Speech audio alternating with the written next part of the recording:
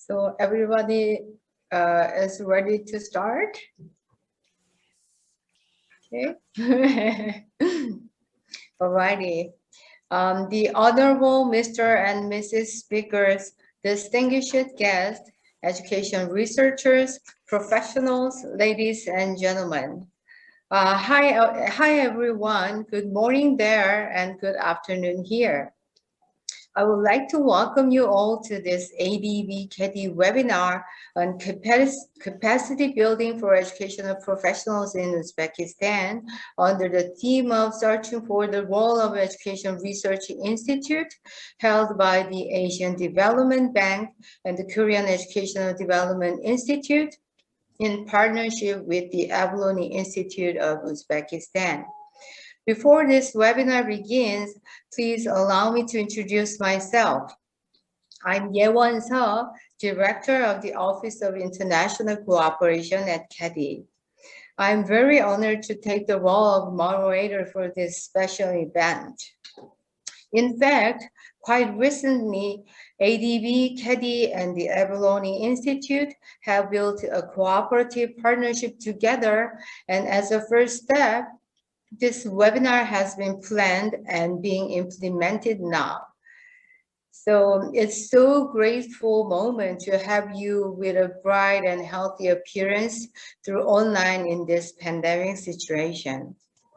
So today's webinar is being proceeded in English with simultaneous interpretation in Uzbekistan and Russian. So I hope it would be helpful for lovely participants in Uzbekistan. Now let's start the webinar. First of all, we have the opening ceremony. Some very important people are present today to congratulate and thank for this webinar. To begin with, Bang Nan-ryu, the president of KEDI, will give us an opening address. Please cordially welcome her.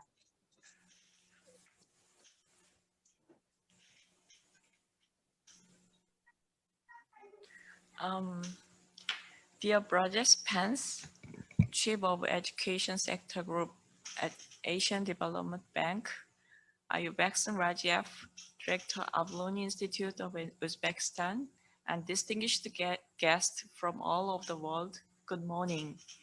It gives me a great pleasure to welcome all of you to the ADB KEDI webinar on capacity building for educational professionals in Uzbekistan, alongside numerous educational experts, professionals, and researchers from the Asian Development Bank, the Korean Educational Development Institute, and Uzbekistan. I would first like to extend my sincere gratitude to our co-organizer, ADB. Also, I would like to thank the presenters, discussants, and moderators at today's webinar. We are gathered here today to better understand the role and function of education-related institute under the theme of searching for the role of Education Research Institute, exploring of best cases and practices responding to the needs of the future society. KEDI and ADB have collaboratively designed this customized capacity building webinar for education professionals aligned with the needs of Uzbekistan. As we all are aware, education is one of the top priorities of global community as well as individual countries' development agenda. Ensuring inclusive and equitable quality education and promoting lifelong learning opportunities for all is not a choice, but an imperative of the present and future. Equally important, the role of Education Research Institute as well as education institutions for teachers and learners is critical to enhancing the quality of education and cultivating future talent equipped with knowledge and desired skills to lead a better life. This initiative by Uzbekistan to enhance the capacity of education stakeholders and education institutes is therefore very timely. I'm deeply delighted to share this critical moment with the ADB and the Avloniy Institute of Uzbekistan. Today's webinar consists of an opening session, a keynote, and 3 thematic sessions.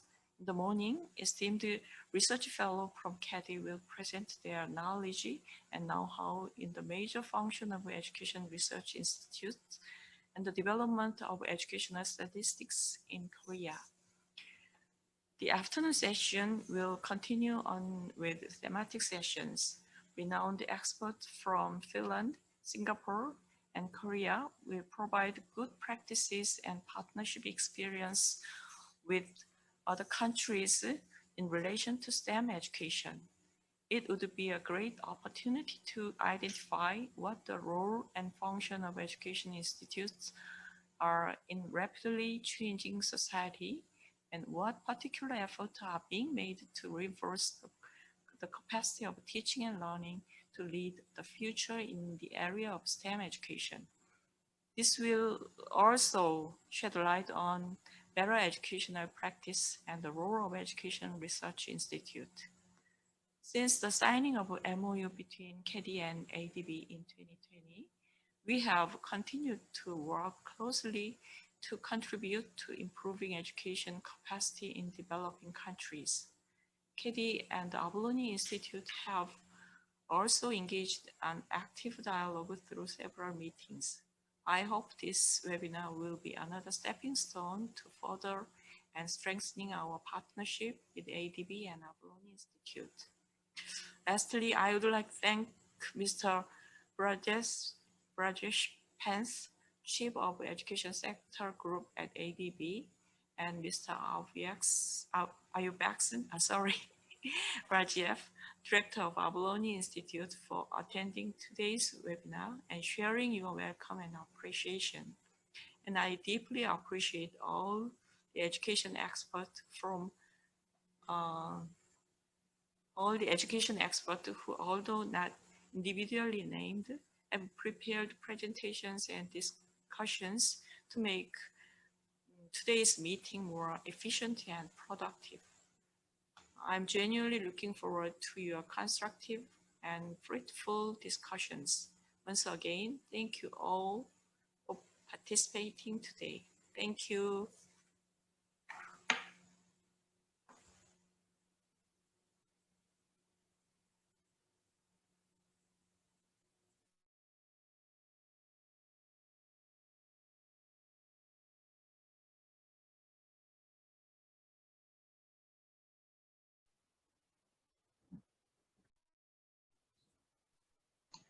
Dr. So, you are muted. You are muted. Okay. All right. So I'm just introduce Brajesh Pence again.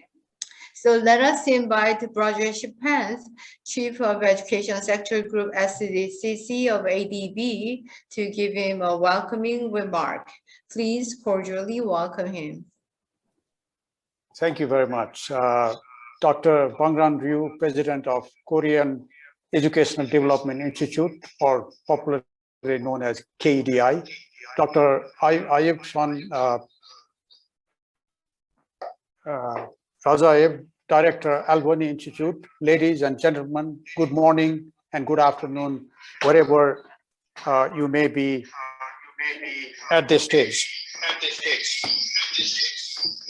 Sorry, I'm having some. Research is consistently showing that it is the quality of education expressed in learning achievements of students that drives productivity, competitiveness, innovations, and ultimately sustainable development of countries. In this respect, today's webinar is very important in looking at how education quality can be enhanced and what we can learn from best practices. ADB is finalizing a 4-country study on STEM education and EdTech solutions covering Bangladesh, Cambodia, Kyrgyz Republic, and Uzbekistan. The study is reinforcing how STEM or STEAM education can help improve inquiry-based and experiential learning to prepare self-directed lifelong learners. We will learn more about it later today on this topic from Finland and Singapore's experience, and while Korea will share its rich experience in this. Learning happens when teachers, parents, and other stakeholders are working in harmony through an ecosystem approach to motivate learners to develop foundational and 21st century skills from early on. Every learner is different and learns at their own pace. This is why personalized learning or adaptive learning has become so important. While this concept is simple, it requires strong coordination and particularly special support to teachers to monitor the progress of particularly slow learners to ensure continuous learning. Teachers also need excellent support in this process. In order to bring best practices and knowledge in teaching and learning, partnership is crucial. Asia and the Pacific region has some of the best education systems. There are also other systems that bring different complementary approaches. ADB has been expanding its partnership with excellent institutions, both regionally and globally, to support equity and quality in education in Asia and the Pacific region. We are pleased to note that this webinar is an outcome of ADB's partnership signed with KEDI in 2020. Studies show that due to the Korean government's sustained investment in education and science, South Korea, the world's second poorest country after the Korean War, has transformed into one of the top 10 economies of the world.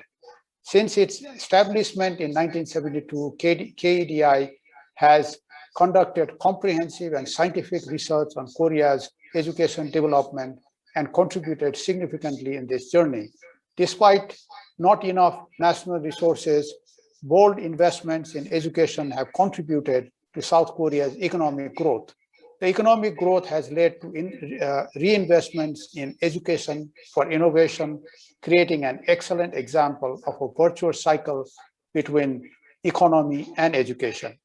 In this process, KEDI has played a critical role as a national research institute through field-oriented, evidence-based researches. This workshop provides an excellent opportunity to exchange experiences and challenges of two countries and to establish a partnership between two institutes.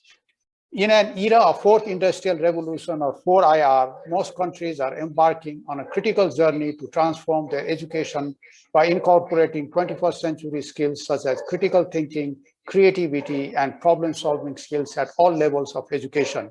We hope that this webinar will be helpful for Uzbekistan professionals to draw on good practices to complement their efforts in improving their education system.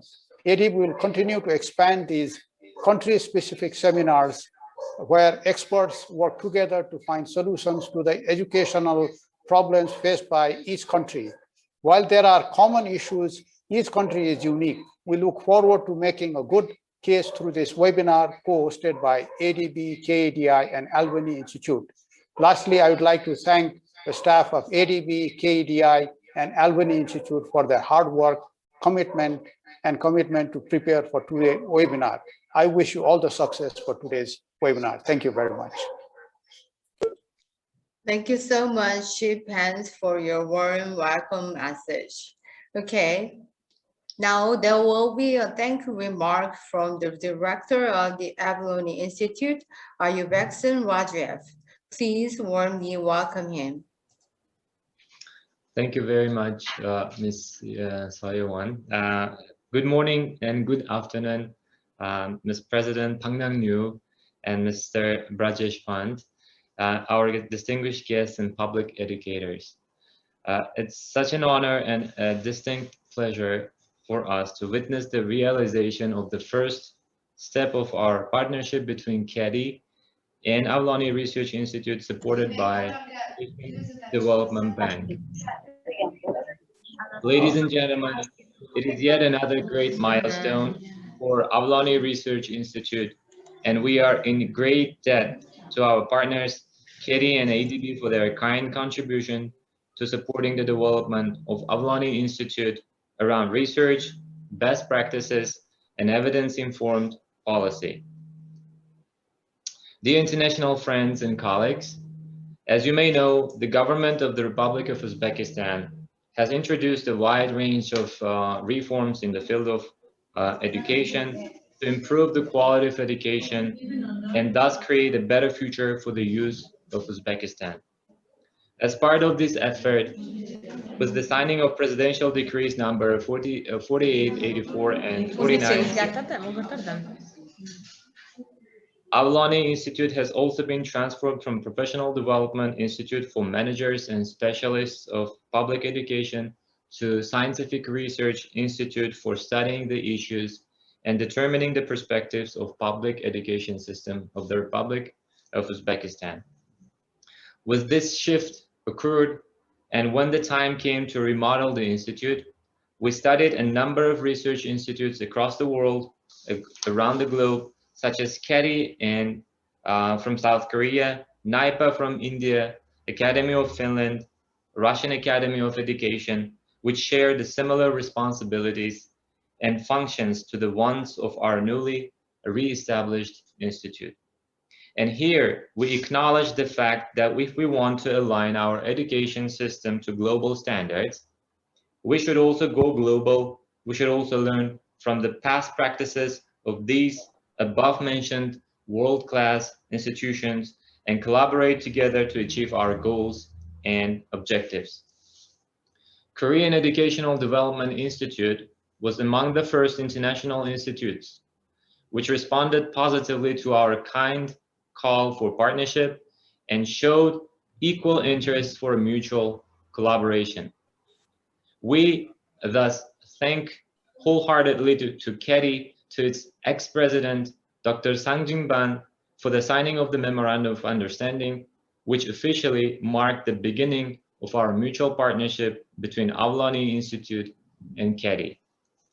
Ladies and gentlemen, we are thrilled to have this great opportunity to learn from not only KEDI's experience in becoming a leading research institute, but also the KEDI and ADB's experts' experience and research findings in educational statistics, data analysis, and taking this moment, I would like to extend my special gratitude to KEDI's president, Dr. Pang, and to the Chief of Education Sector Group in ADB, Mr. Brajesh Pant, for their kind support to make this event happen. Also, I would like to thank our honorable guest speakers, and notably to event organizers from KEDI and ADB for their relentless efforts to organize such a historic event for Avloniy Institute. I strongly believe that events as such will not only offer great opportunities of networking and experience sharing for individuals, but also strengthen the cultural and educational ties between our countries. Once again, my sincere gratitude to KEDI and ADB for their support. Thank you very much. I wish good luck to these the future speakers. We hope that the attendees of today's conference and webinar will be able to gain a lot of positive knowledges and practices from our honorable speakers, and hopefully it will be interactive enough that our attendees will be posing and raising lots of interesting questions that will be answered by our honorable guests and expertise from KEDI and ADB. Thank you very much once again. All righty. I would like to thank Director Rajev for his deep appreciation for today's webinar. I think it makes our hearts warm to hear congratulations and thanks from such prestigious people, doesn't it? Okay, now it's time for group photo. So please make sure that all of your faces on the Zoom appear well on the screen. Then everybody just smile happily. And we'll take a picture when counting 1, 2, and 3. Okay, 1, 2, 3. One more again. 1, 2, 3. Great. Okay. Thank you so much. Okay, now I will give you a brief introduction to this webinar. As I mentioned before, the theme of the webinar is Searching for the Role of Education Research Institute. The subtitle is Exploration of Best Cases and Practices Responding to the Needs of the Future Society. It sounds very intriguing. So this webinar is conducted online today and divided into two parts. The first half is about the function of Education Research Institute necessary to establish and implement policies. There will be two main presentations followed by two discussions for each. I will play the role of a moderator during this time. And the next half is focusing on the more practical theme, STEM education, which is attracting a lot of attention to nurturing creative talents all over the world. The presenters and discussants will share and discuss good practices and partnerships of STEM. Rob Shannon Akhmedov, Head of International Relations Department of Abalone Institute, will take the role of moderator for this later part. Okay, before we begin the program, I have a very important but short announcement to make. All the speakers, please be punctual for your presentations and discussions for smooth running. The maximum time given to the presenters is 25 minutes, and to the discussant is just 10 minutes. So if it seems that the allotted time will be over, I will notify the speakers a few minutes in advance. So thank you so much. Okay, now it's finally time to start the first keynote session. For the keynote, Dr. Chan-hee Son, Director of the Office of Research Planning from KEDI, will give us a speech to present the research process of KEDI. So please warmly welcome Dr. Son. Hello, everyone. I'm Chan-hee Son, the Director of the Office of Research Planning at KEDI. Thanks for having me today as a keynote speaker. I'm so pleased to have this great opportunity to share with you all about our research process. To begin with, let me share the presentation first, okay?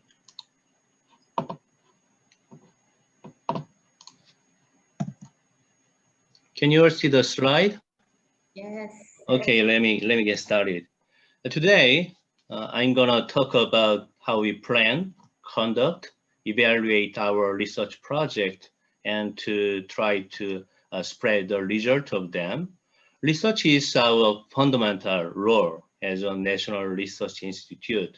So I think it is worth sharing our research process from beginning to end in order to understand the functions and roles of Education Research Institute as KEDI. Here is the table of contents. Before talking about the research process, the main topic of the day, I'd like to give you some background information, such as our organizational goal, functions, types of research project, and research budget. I believe this kind of information will help you better understand our entire research process in the context of functions and roles of KEDI as a National Research Institute. After the background information, I will explain how we plan, conduct, evaluate our research project, and to disseminate the result of them in some detail. Like all organizations, we have a kind of constitution, I mean the Articles of Association, which defines our organization. The Articles of Association declare the establishment purpose of KEDI as a National Research Institute, as shown in the slide. Let me read it.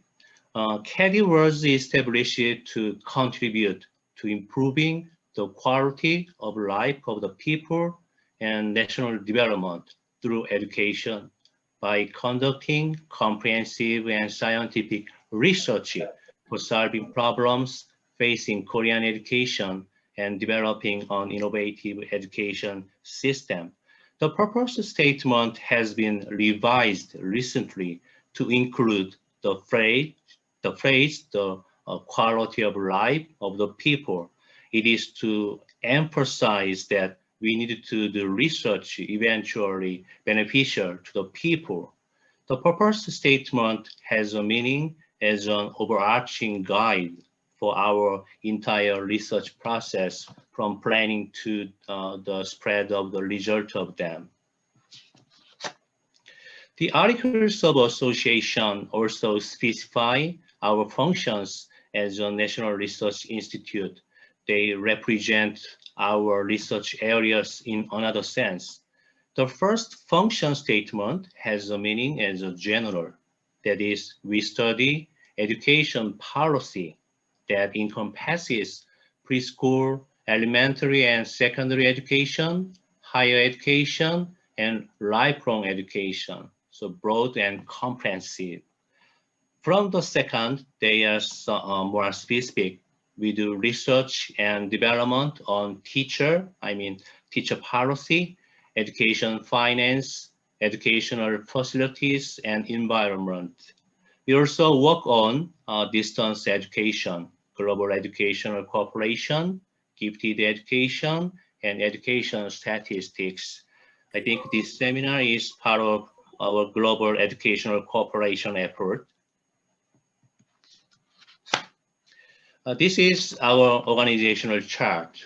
Actually, we try to optimize our organization to successfully perform our functions as a National Research Institute. Now we have 7 divisions, 5 research divisions and 2 supporting divisions. Here, Research and Planning and Management Division, the bottom right, Management Support Division, play a supporting role so that the 5 research divisions can focus entirely on the research and development in the areas mentioned in the previous slide. In addition to the 7 divisions, we have one specialized kind of group, Education Policy Network. It is to establish and maintain cooperation networks among the Ministry of Education, city or provincial offices of education, and other research institutes. The Research Planning and Management Division has 5 offices: Research Planning, Budget Planning, Public Relations, International Cooperation, and Knowledge and Information Management. Actually, the head of the division concurrently serves as the vice president. It means that the division is expected to play coordinating role among the other divisions. Let me talk a little more about each research division. When you take a close look at this figure, you can see that each research division consists of offices and centers. Here, the office is a sub-organization focusing more on research project, and the center is a sub-organization focusing more on non-research project, like policy implementation support project on behalf of the Ministry of Education or city and provincial offices of education. Actually, all the offices and the centers do both research and non-research project. The primary and secondary education research division has 3 offices and 2 centers. It deals with school education system, teacher policy, democratic citizenship education, local education finance, and high school credit system. The Higher Education Research Division deals with higher education policy and system, colleges evaluation consulting. Future Education Research Division has one center and 3 offices. It takes care of digital education and lifelong learning, global education cooperation, unification education. Education Policy Support Research Division has one office and two centers. It deals with education welfare, talented and gifted education, educational facilities, and environment research. Lastly, National Education Statistics Division, Research Division, one center and two offices. Each research areas includes education statistics and indicators.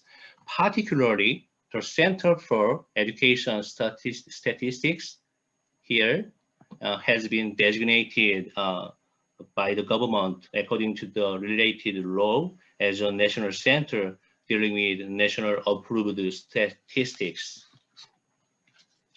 Our research, let me talk about our research. And our research project can be classified by financial resource over research purpose and research period.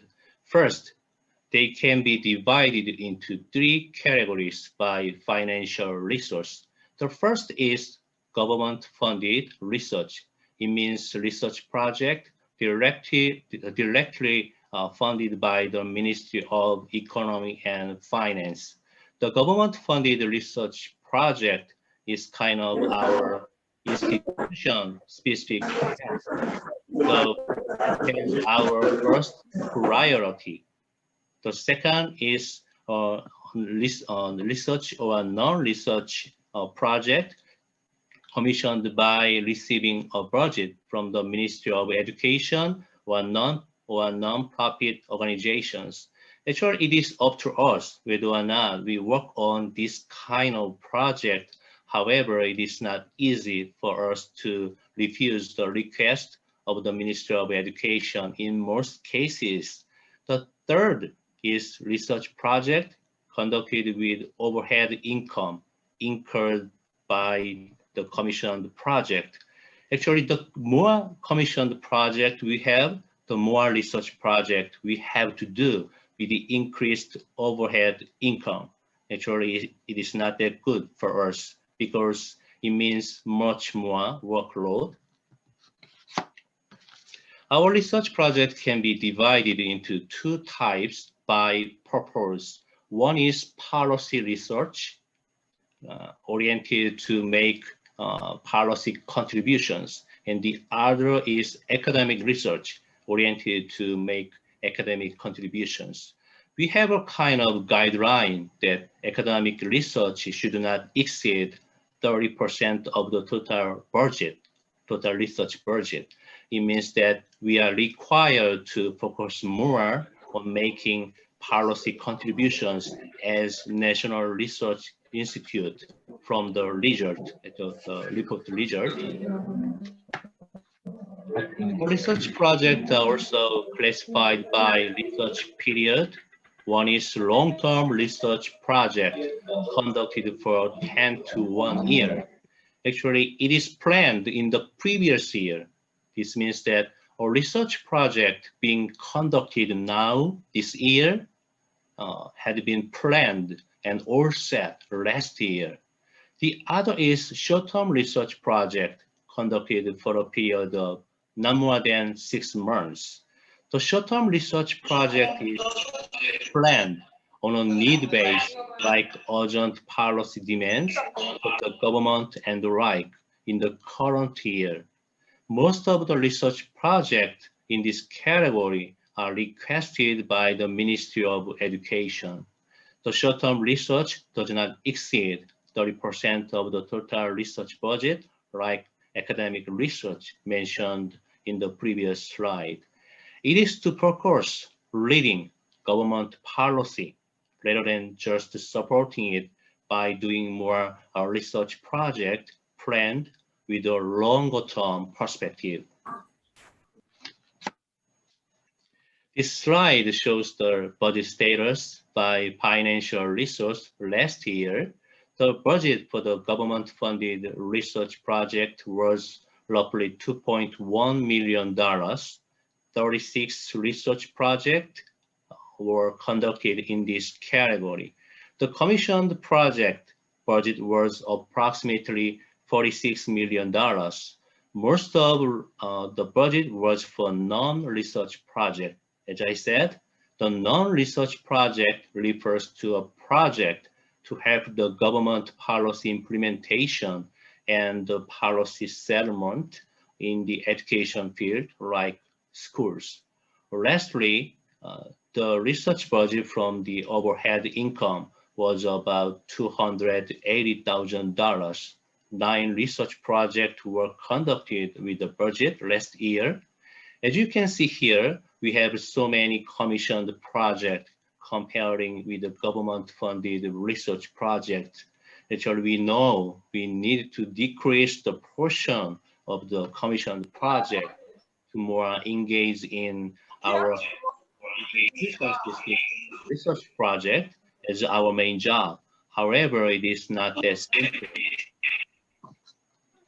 Okay. As is shown in the previous slide, we conducted a total of 45 research projects last year, excluding the commissioned research project. Among the 45 research projects, 33 were policy research, focusing more on policy contributions. As I said, 12 were academic research. Looking at the number of research projects at the budget, you can see that academic research is less than 30% of the total research project. Dividing by research period, we invested about $2 million in the 35 long-term research projects. Meanwhile, the budget for the 10 short-term research projects was about $200,000. The short-term research projects are less than 20% of total research budget as well. I mentioned that kind of guideline. Okay. Okay. From now on, let's talk about the research process from planning to dissemination. I mean, the spread of the result. Research planning starts with setting the goal at the organizational level. The research goal at the organizational level is to reinforce the role and responsibility as a national research institute by suggesting policy alternatives to resolve the pending issues. The research direction is to mediate between policy design and making the field implementation and settlement. In other words, it emphasizes field-based, field-oriented research. The research planning strategies, according to the goal and the direction, are as stated in the slide. On institution-wide research planning system, comprehensive internal and external policy environment analysis, and government policy task analysis as well, expansion and systematization of diversified demand surveys targeting policy consumers like government ministries, facilitating proposals from researchers based on policy demand, and institutionalization of participation in research planning by outside experts in various academic fields. Our research planning goes through 5 stages, as you can see here.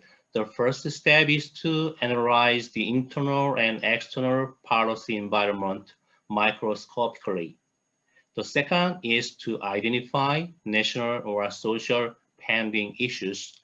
The third step is to set the key agenda for deriving specific research project. The first step is to propose research project taking into account to the previous steps. The fifth step is to select a certain number of research projects among the research proposals. In the next slide, I will explain in some detail about each step. The first stage, internal and external policy environment analysis, aims to analyze the current status of the education sector and to forecast the future of it. For this, we employ an analysis technique like STEEP. STEEP stands for social, technological, economical, environmental, and political. More specifically, we try to analyze the major national tasks, the government major national tasks, and key agendas in education field, mainly targeting the Ministry of Education and the National Education Council. The National Education Council is an advisory body under the direct control of the President. It plays a role of suggesting the direction of important education policies through in-depth discussions and wide collection of opinions on national educational issues. The second step is to identify national or social pendings somewhat microscopically. The second step is sometimes done in parallel with the first step. For this step, we take two approaches, top-down and bottom-up. The top-down approach is to listen to current issues from the Ministry of Education, the National Assembly, and city and provincial offices of education and the like. On the other hand, the bottom-up approach is to check pending issues, pending urgent issues for each research area at the division and office or center level inside our organization. Through this process, we come to set the key agendas that should be noted to come up with our specific research project. The third step is to set the overall research direction and key agenda.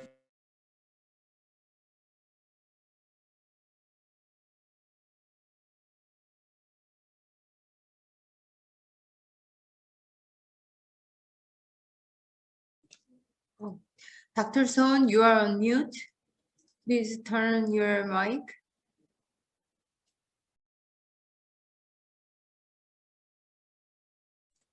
Dr. Son, you are on mute. Can you hear me? Can you hear me? Yes. Yes. Keep going. Okay. Sorry, I have some problem. Yeah.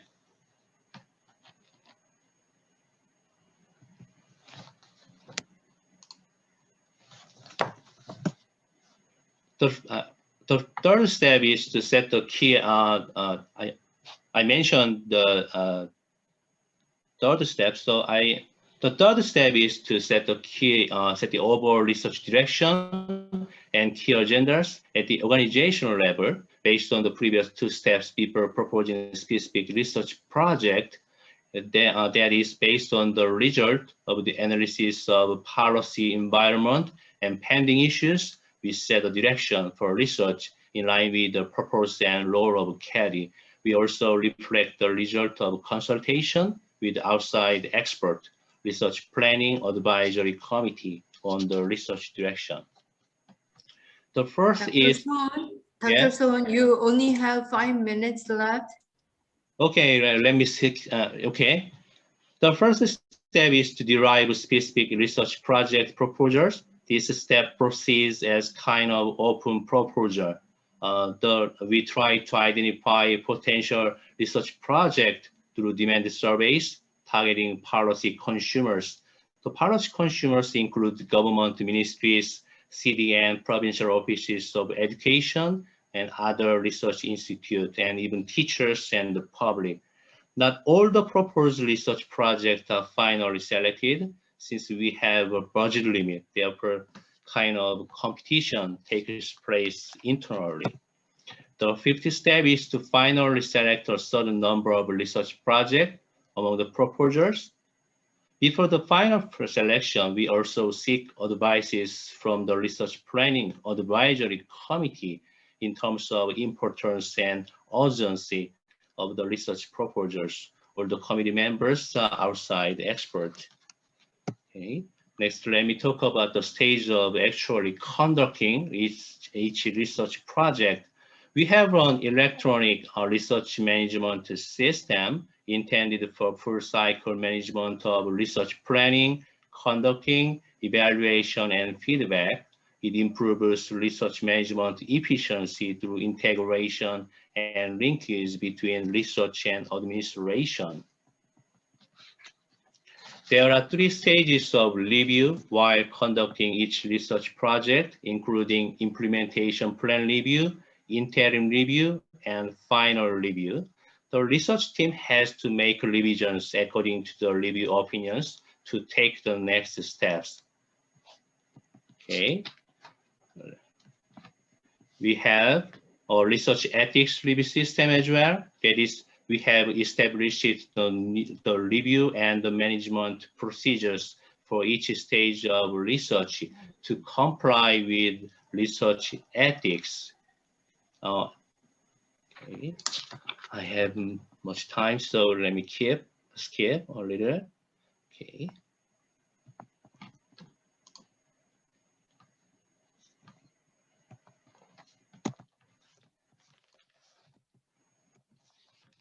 We also have IRB, Institutional Review Board, as a bioethics review committee. It reviews research methods like surveys and focus group interviews to secure bioethics and safety for human research project. It allows us to secure the ethical and scientific validity of the research and identify if legitimate research procedures are employed.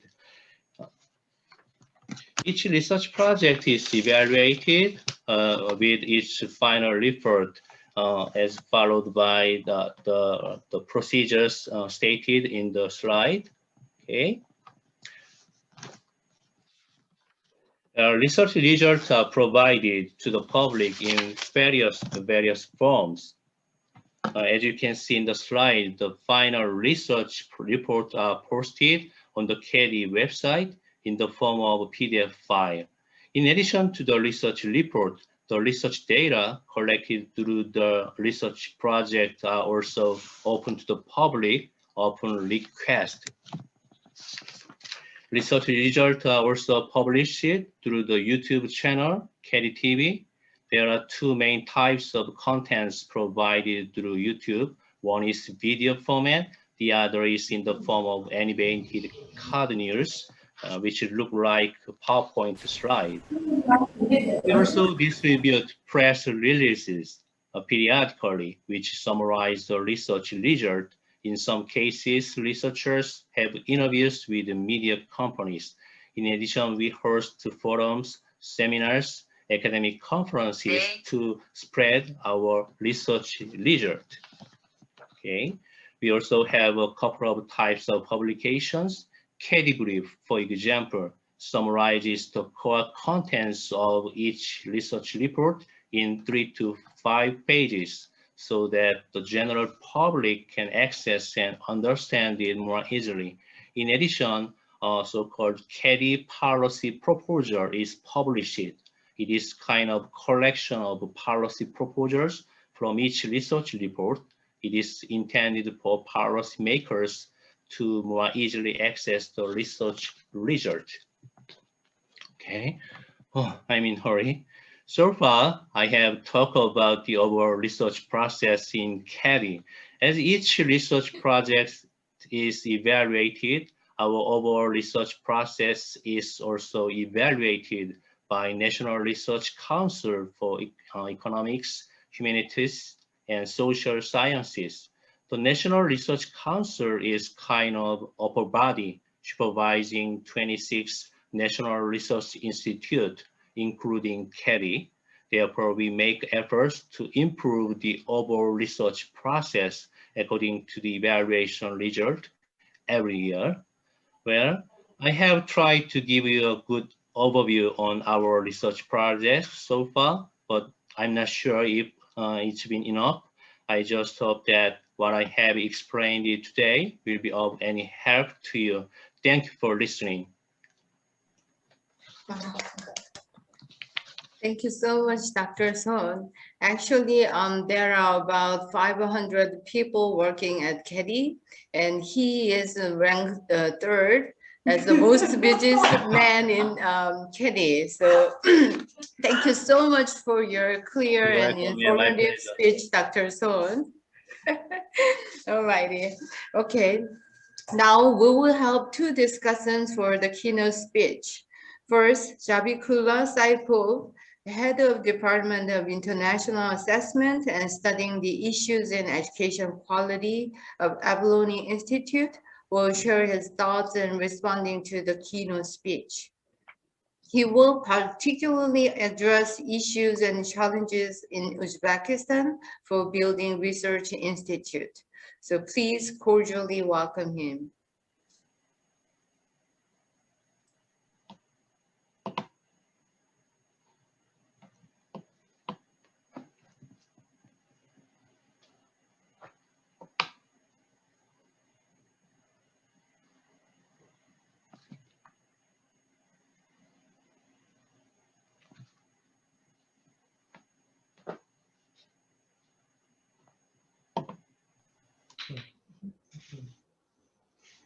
Hello, good morning, good afternoon, and good evening, depending on where you are. Am I live? Can I go ahead? Hello. Yes, we can hear you, but could you please volume up a little?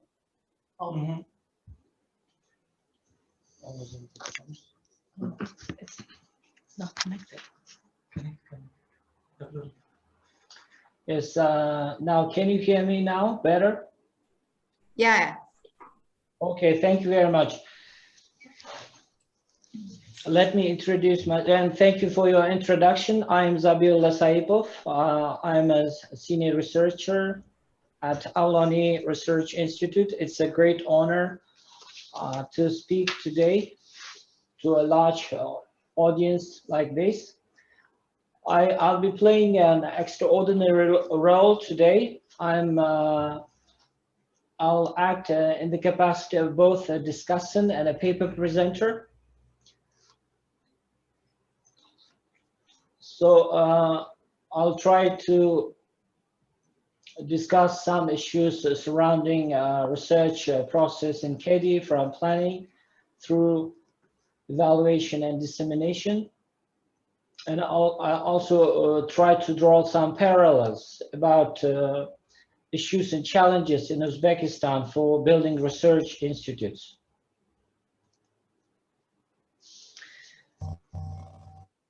As previous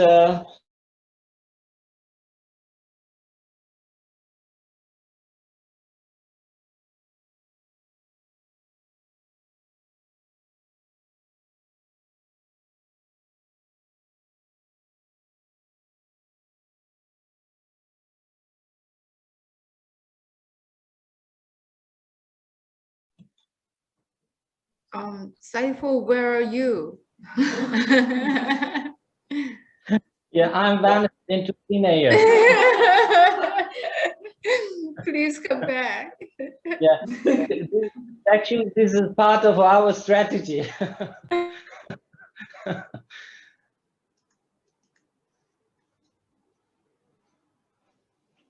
I need my cheat sheet also in order to go both in parallel with KEDI.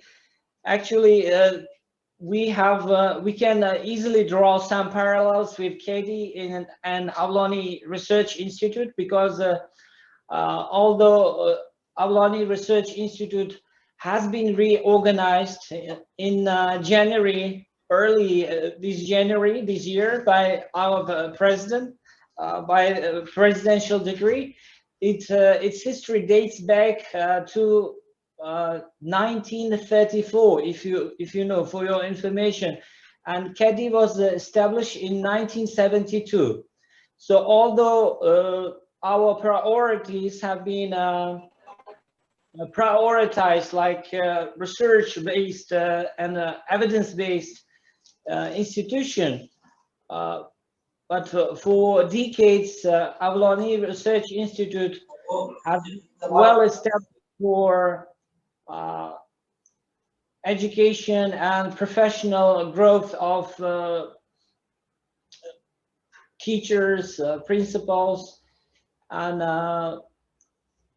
schools. If you know, Uzbekistan's population grows for about 600 and 650,000 per year. It means Uzbekistan schools, we are accepting at least 1 million, 500,000 school children each year. So as the we have already entered the globalization era, we have a lot of challenges, and it's huge that we encounter on our way, because we have to adapt our curricular and other textbooks, especially to the needs of the labor market, and also to the principles and other demanding requirements of our time. Can we go online? Excuse me.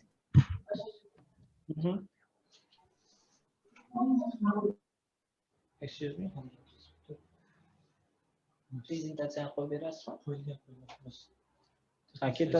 Okay. Now, as you see in your on your screen, we have 6 research departments, and these research departments constitute the core of our institutes, and why it has been reorganized, and now it's carrying out number of research projects and initiatives. We have 6 departments, and you can see them on your screen. Formation, we have a department that handles the formation study of statistics of the public education system, problems, researching problems of school and out of school education, improving educational standards, and the electronic platform for continuing professional education, and for international assessment and studying the quality of education, where I chair this desk, and improving the content of education. Saipov, I'm so sorry to say that, but you have less than 5 minutes for your discussion. So please be hurry. Okay, thank you very much. Can you guess who this gentleman is?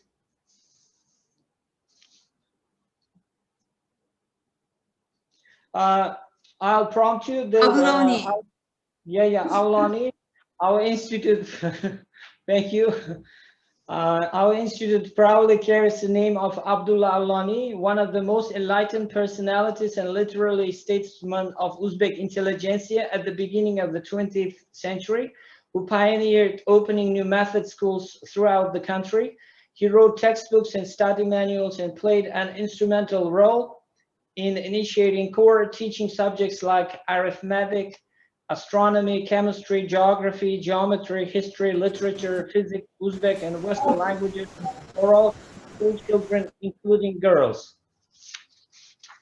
And we can easily draw parallels with the KEDI and the Avloniy Institute. Structure, we have also the scientific council, and you know, there are over about 200, but according to the UN, 193 countries in the world, full-fledged members of the international community, and the business is carried. Business is done in a variety of ways, and our structure is like this. You can see we have also these administrative tests to deal with the issues. But now let me go straight to the issues currently and the needs our institute would like to have some partnership with the international counterparts. These are the we are searching and also building and we are striving to build a strong international partnerships with a number of foreign research institutes like KEDI. And our next challenge is designing and developing pedagogy curriculum. Would like them to share with us the detailed curricula, academic timetables, holiday breaks, reading weeks, as well as choice of core and optional subjects for grades 1 to 12 and private schools operating in the country they represent.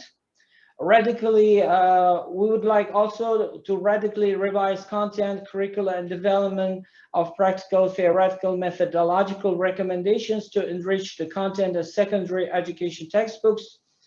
The next challenge that we currently face is data assessments. Would like to take part in joint research projects to improve the study of international experience in creating a single national system for assessing, evaluating, testing, and measuring the quality of public school education. Improve, would like with our international partners, we wanted to collaborate on issues like improving the skills of school principals and tutors to prepare schools and teachers to better perform in international quality education assessment instruments like PISA, PEARLS, TALIS, and TIMSS. Develop interactive diagnostic test drives and online platforms that allow students to test their knowledge and performance on their own, as well as advanced data analytics tools to evaluate school children's outcomes in both online and on-site testing, online learning. Next issue is data research.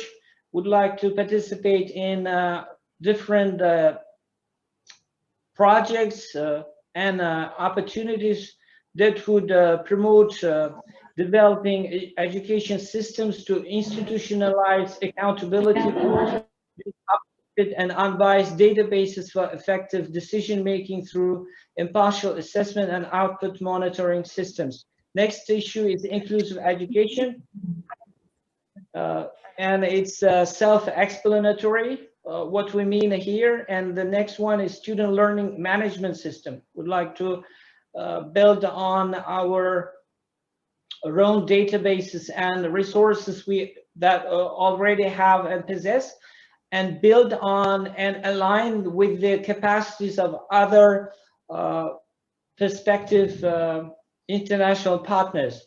Out-of-school community involvement and more efficient tools for better school management, conduct webinars like these for school principals on principals and policymakers to raise school efficiency, quality of education research institutions, and adapt management software to support and streamline workflow and reduce redundancy. Next one is, and the last one, an education policy.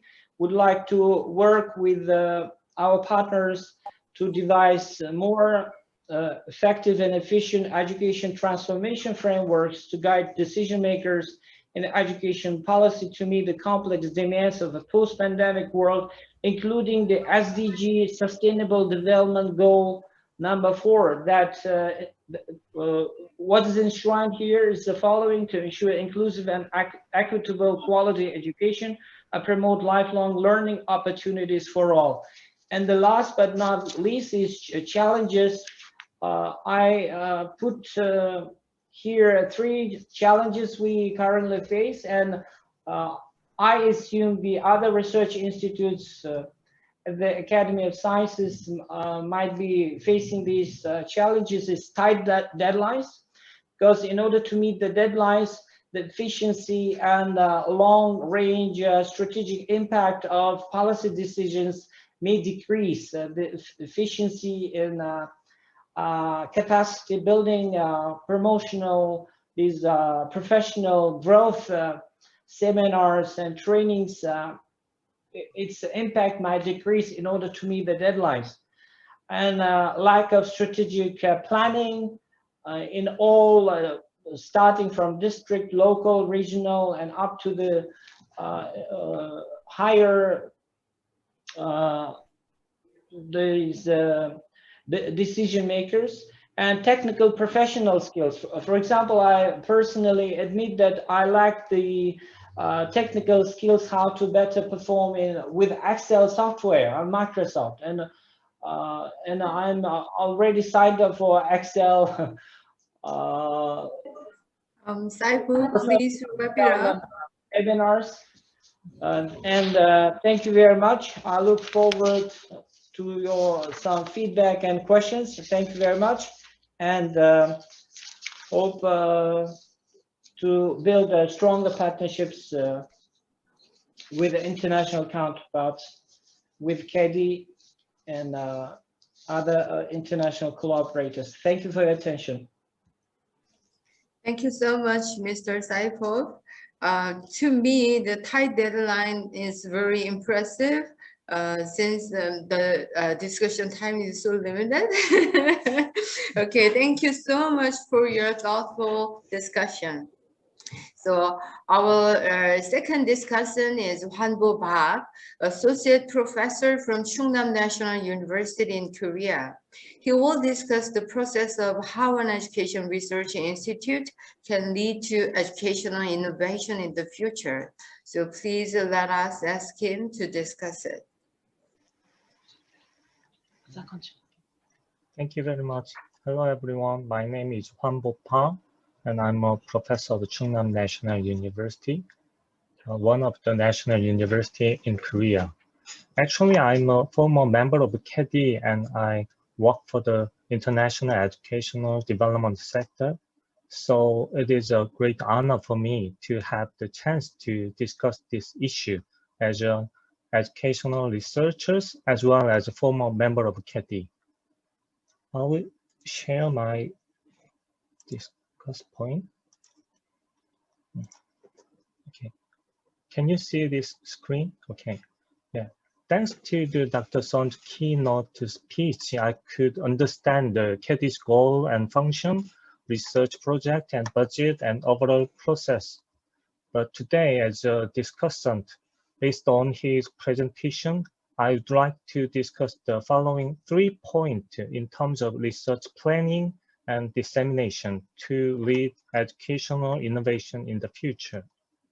First, I wonder how to propose the future direction and vision of educational policy as a leading national educational research institute. Based on his presentation, KEDI's most research projects are short-term research within a year. Even the long-term research project also should be complete within a year. However, the future direction and vision of national education cannot be established within a year, and it takes a long time to develop a new educational policy and analyze its outcome.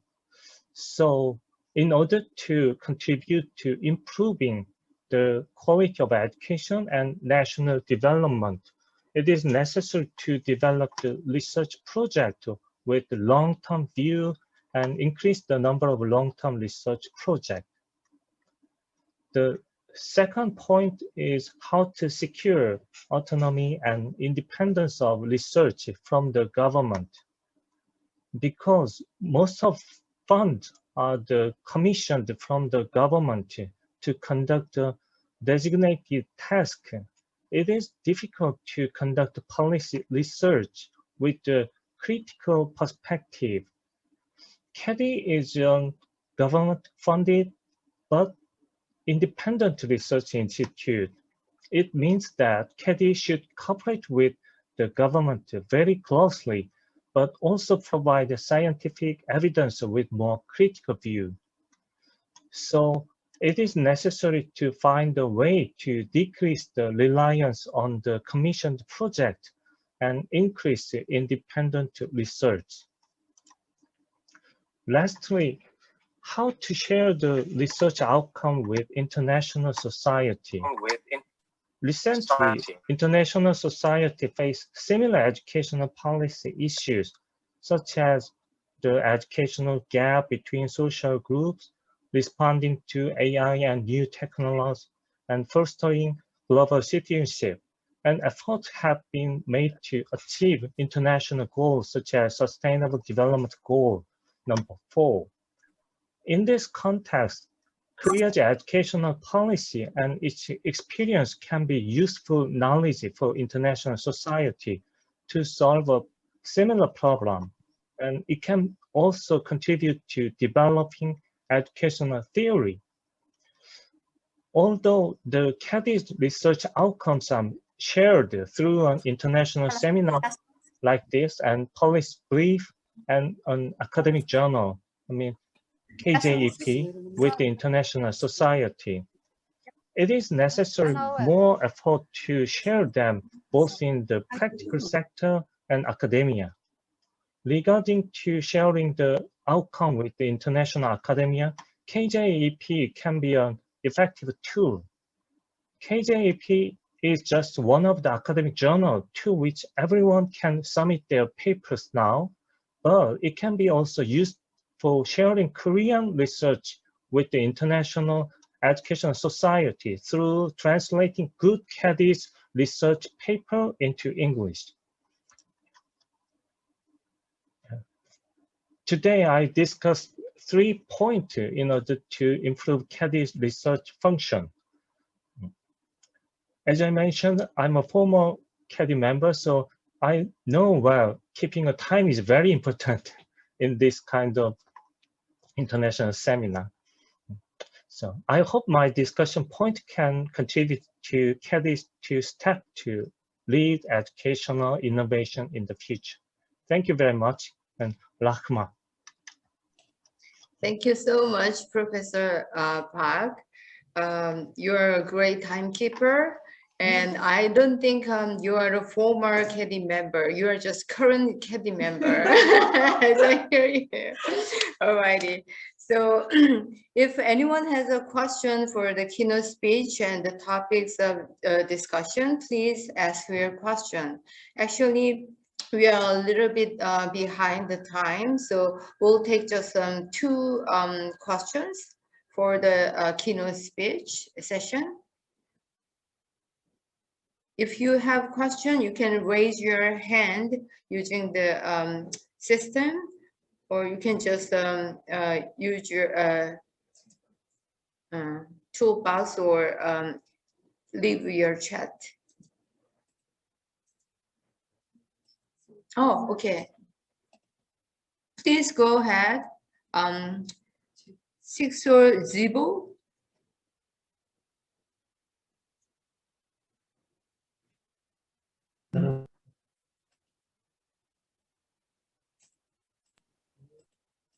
Okay.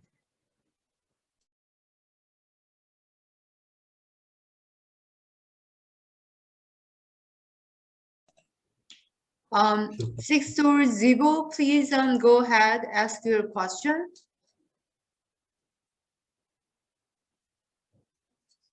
Oh, you're gone.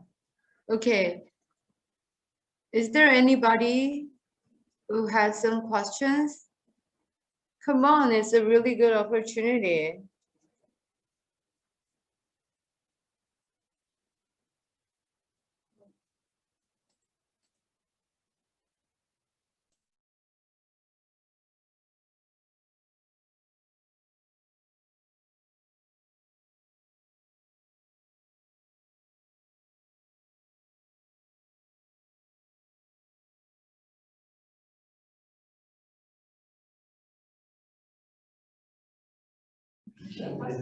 Have a good day. I have a question. May I?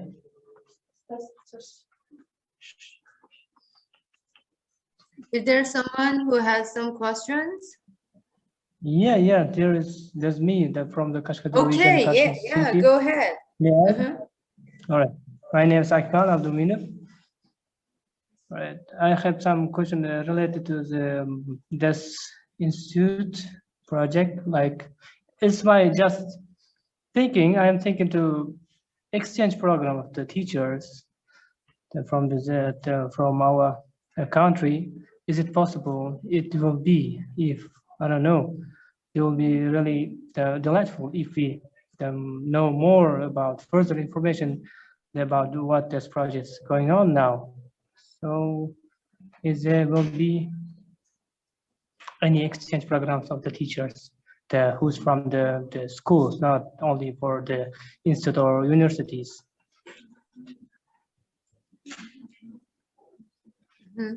Dr. Son, Yeah. can you take the question? Actually, the question is about the beyond the scope of the presentation. Actually, is a domain specific. So I think as I said, we have many divisions and centers and offices. So I hope this kind of meetings can continue to gather and discuss about this kind of topics each other. So I'm sorry, I'm the expert in this field.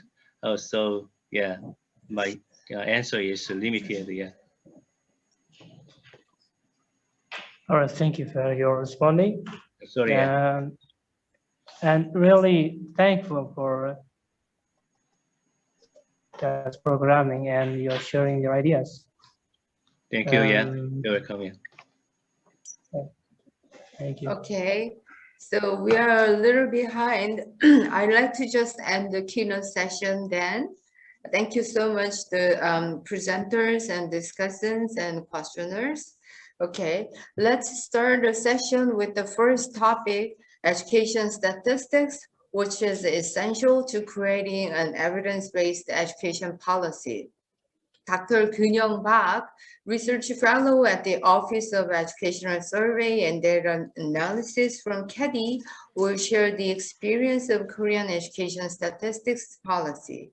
So please cordially welcome him. Hi, this is Kyung Park, a research fellow and data analyst at KEDI. I'm going to share my PowerPoint slide first.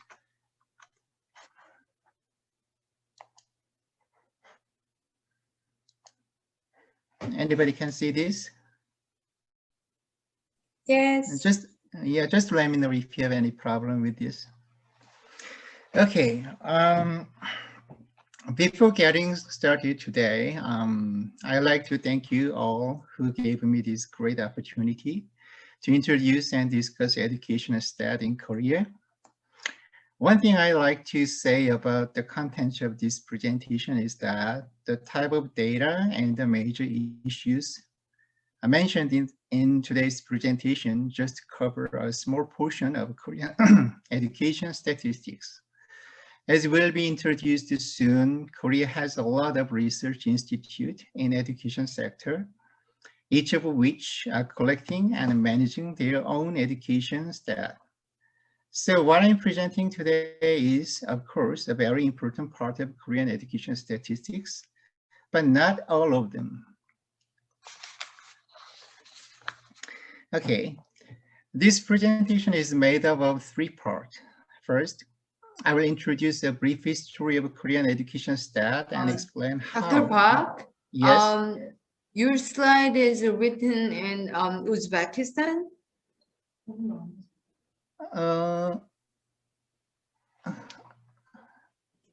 No, it's in English actually.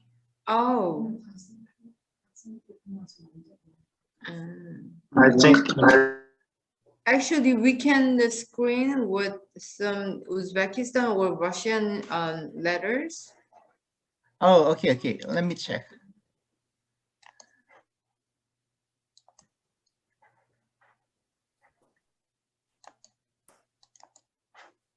Here we go.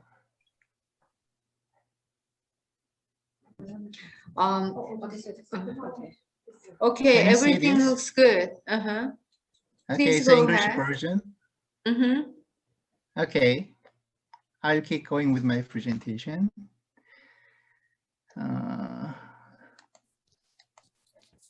Okay. Yeah. The first, I introduce a brief history of Korean education stat and explain how important roles KEDI has played in the process of its development. And then I will tell you how KEDI Center for Education Stat is organized and what type of typical task each team of the center is working for. And then I'll explain how our statistics center and the Ministry of Education systematically cooperate with each other. And second topic will be about the employment statistics for higher education graduate. This is just one kind of statistics produced and managed by KEDI, but it has many different features and extraordinary importance nowadays. Also, I talk about the employment and career information system, which is a new services system that provides practical help with job seekers. And lastly, I will explain the problem faced by the recent Korean education stat and the frequently discussed issues.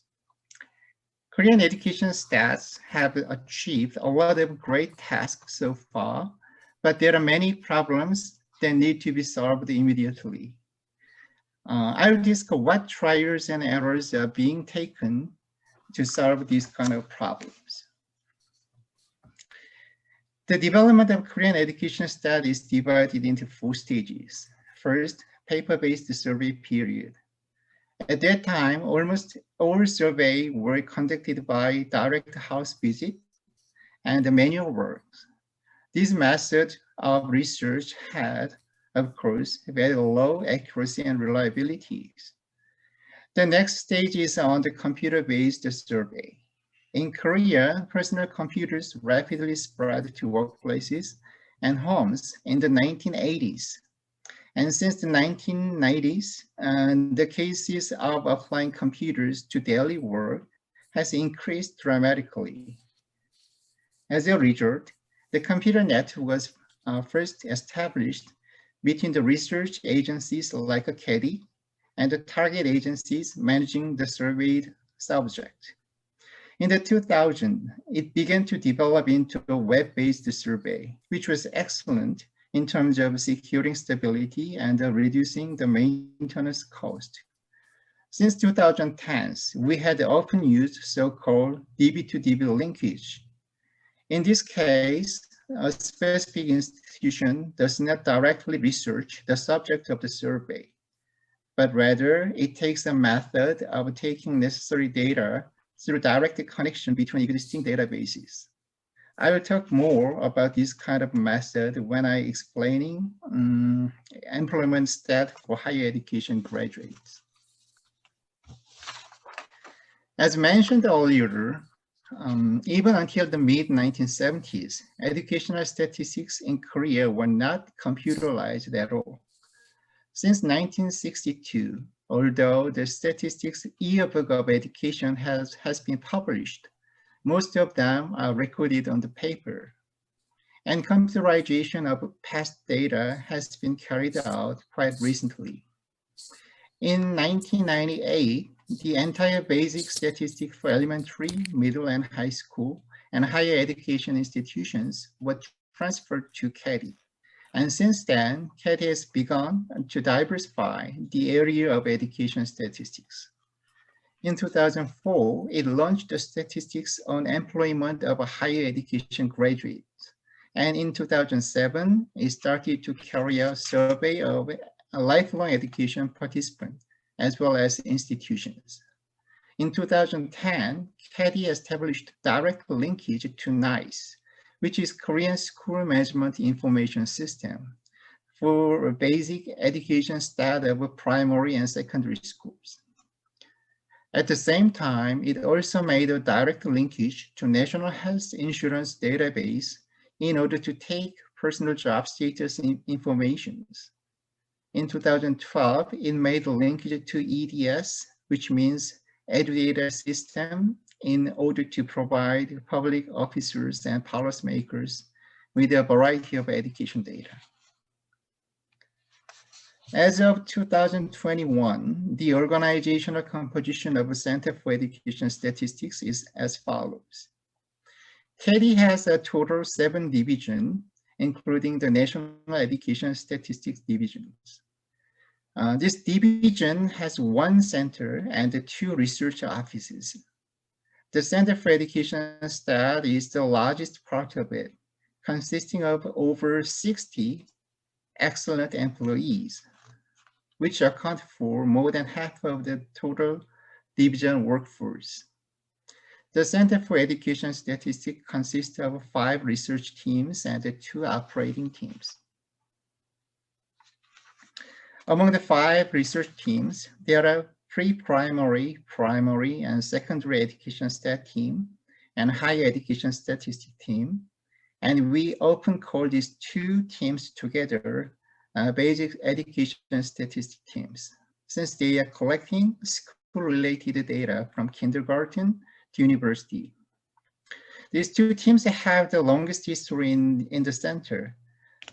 Next, there are 2 teams collecting employment statistics. One is for higher education graduates and the other for vocational high school graduates. Employment statistics for vocational high school just started last year for conducting preliminary research over targeted schools, and it is carrying out its first official survey this year. Under the research team existing for taking care of lifelong education sector, lifelong education stat team is in charge of 2 different surveys, one for the lifelong education institutions and the other for its participant. All research teams have a unique research method and schedules in line with the Korean education system. However, in common, they are responsible for collecting data and managing database in their target area. In addition, they are responsible for publishing yearbook and other publications. And the last 2 teams are planning team and the service team. KEDI's Statistics Center must maintain close ties with the Ministry of Education and other education institutions. The planning team plans and design not only the year-round work of Center for Education Statistics, but also cooperation with other institutions and preparation for changing environment. Finally, the service team maintain the collected data and provide basic analysis and raw materials to various institutions or individuals. In addition, it provides basic analyzed data through the internet and the mobile to the public. Although KEDI Education Statistics Center is the most important part of Korean education stat, these activities are being carried out through close cooperation with the Ministry of Education. For example, starting a new research or including or deleting questionnaires in an existing survey will be decided through consultation with the Ministry of Education. In addition, the Statistics Korea, which is the National Statistical Office that oversees the entire Korean statistical work, is in charge of a strict quality control of nationally approved statistics. In fact, there are several more institutions that collect education statistics in Korea besides KEDI. For example, KAIS produced and manages statistical data on evaluation and curriculum, and KRIBAT collects the data on vocational education. The Statistics Korea is providing advice to relevant agencies to achieve the standardization of statistical work while adjusting the list of items collected by each institution in order to prevent duplication of data collection. In the case of significant change necessary to each pre-existing research system. The Education Information Statistics Committee, whose members come from the institutions mentioned so far, decide whether those changes are acceptable or not. Next, what I want to introduce is about the employment statistics of higher education graduate. As explained already, it launched in 2004 as a client-server system. The main purpose of this statistical collection was to calculate the employment rate of graduates by school units. Therefore, it is a survey that checks whether students who graduated at a certain period are employed or not at some typical time point. However, the reason why I would like to introduce this type of stat is that this belongs to a different type of statistics in Korea. In Korea, the type of statistics are classified into three: administrative statistics, survey statistics, and processed statistics. Administrative statistics is a kind of converted stat from recorded and data generated by the administrative duties of a public organization. Survey statistics is from the direct investigation of a specific target organization or individual with pre-designed questionnaires. Processed statistics is a combination of pre-existing statistics to achieve a new purpose. Thus, processed statistics are classified as a secondary stat, while administrative and survey statistics into primary statistics. Both employment statistics for higher education graduate and vocational high school graduate belong to these processed statistics. The following figure shows a brief history of employment stat for graduate of a higher education institution. As mentioned earlier, when the first survey was started in 2004, it was closer to the type of survey statistics using the client and server system. Since each target institution had to submit their own document of job status for their graduate. But it became a type of processed statistics by switching its major research method into a linked database survey in 2010. Due to this kind of important change, individual universities and colleges did not have to check their graduate job status anymore, because the criteria of employment was whether to join the health insurance or not. This change had a positive effect on the reliability of data and the improvement of convenience in collection. Since then, the number of DB linked to KEDI has been steadily increased, and now it is conducting employment status check and verification through the linkage with more than 10 different databases of other institutions. Next figure is the annual cycle of survey process for employment stat for higher education graduate. For the 2020 survey, it covers those who graduated in February 2019 and August 2018. Therefore, the list of graduates must be submitted from each university in advance in July 2019, and the job status for graduate in the list as of December 31st, 2019 will be surveyed in April 2020. Since the situation after graduation can be varied in a bunch of different ways, it is very important to closely interact with each higher education institution and to timely link a lot of databases for taking many possible career paths into account. The statistics obtained through this process are used as important data source, which is indispensable to the policymaking and administration of a higher education institution. First of all, each university can understand the diverse tendency related to the employment rates and employment area of their student. More than anything else, it has recently been used as an important indicator and criterion for university evaluation conducted by the Ministry of Education. In fact, in Korea, reconstructing of a higher education field is urgently needed because of the sharp decline in population. In this situation, it is used as an important criteria to determine which university or department should be adjusted. Recently, employment statistics.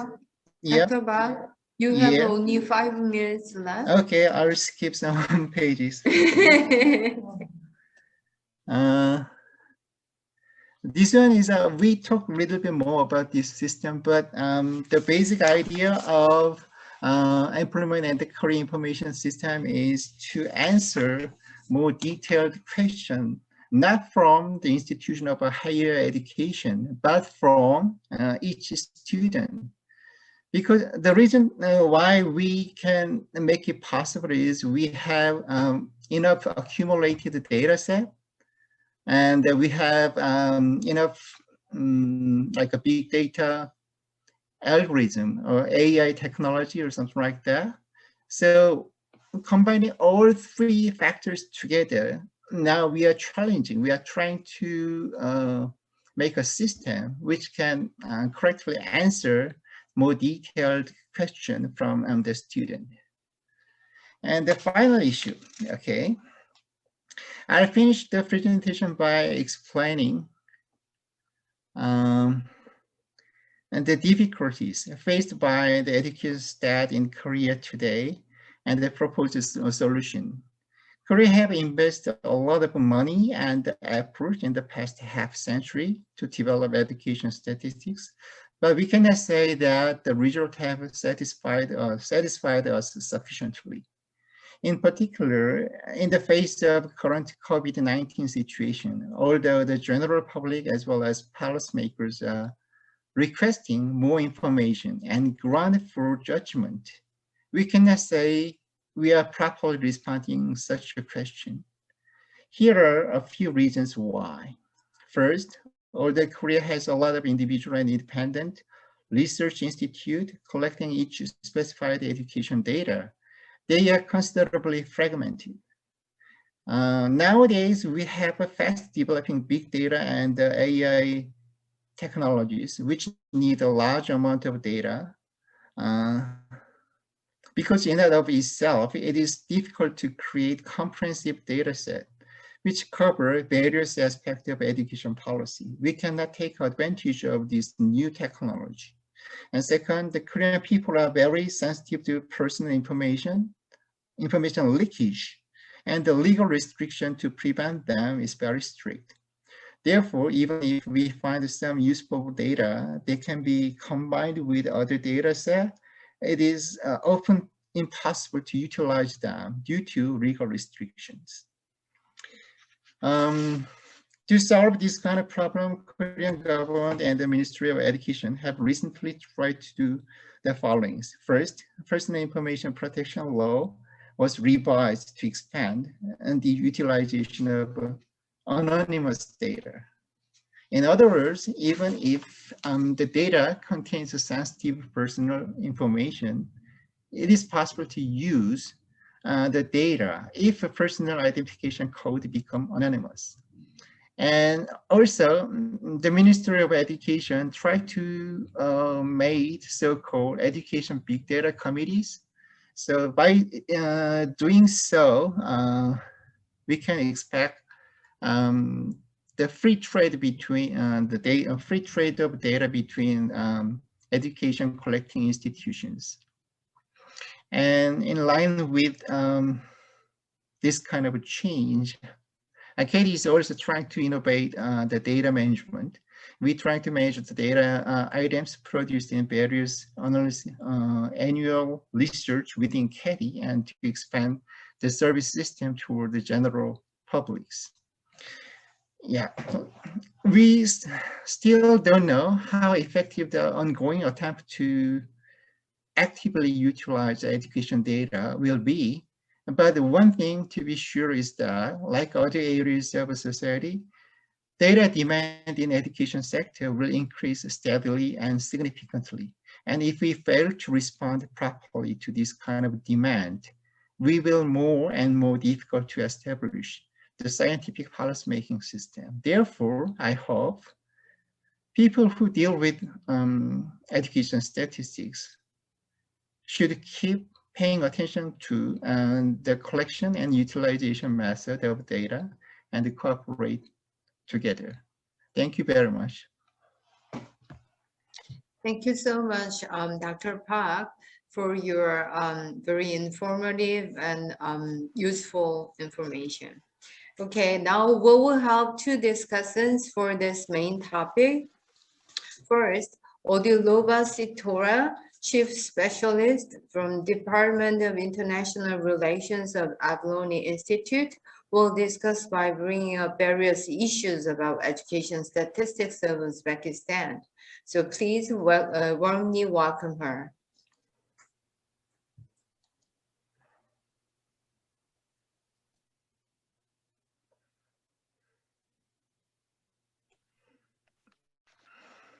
Good morning to everybody.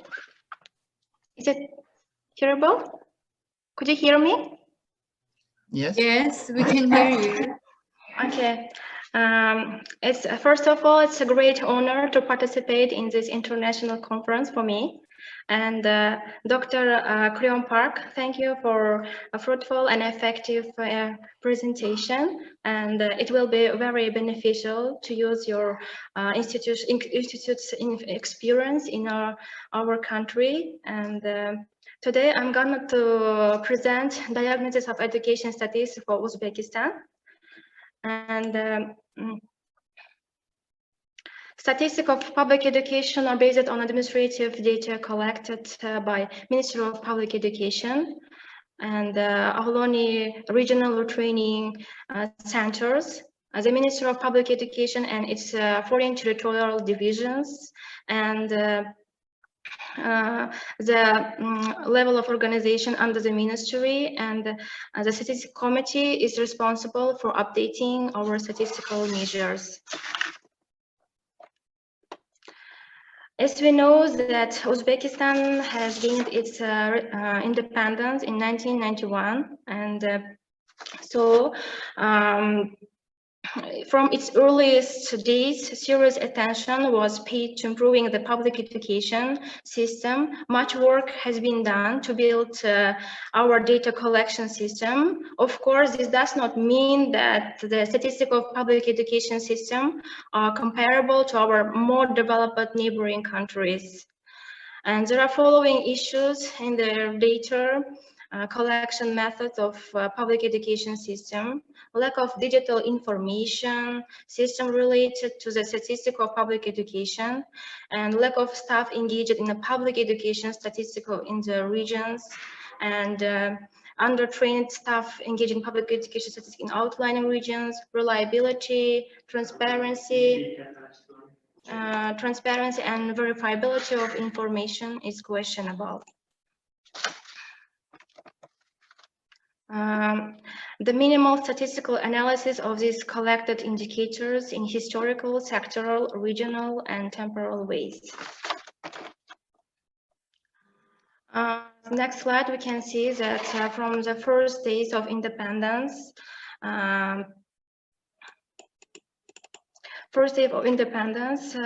continuously increasing public education.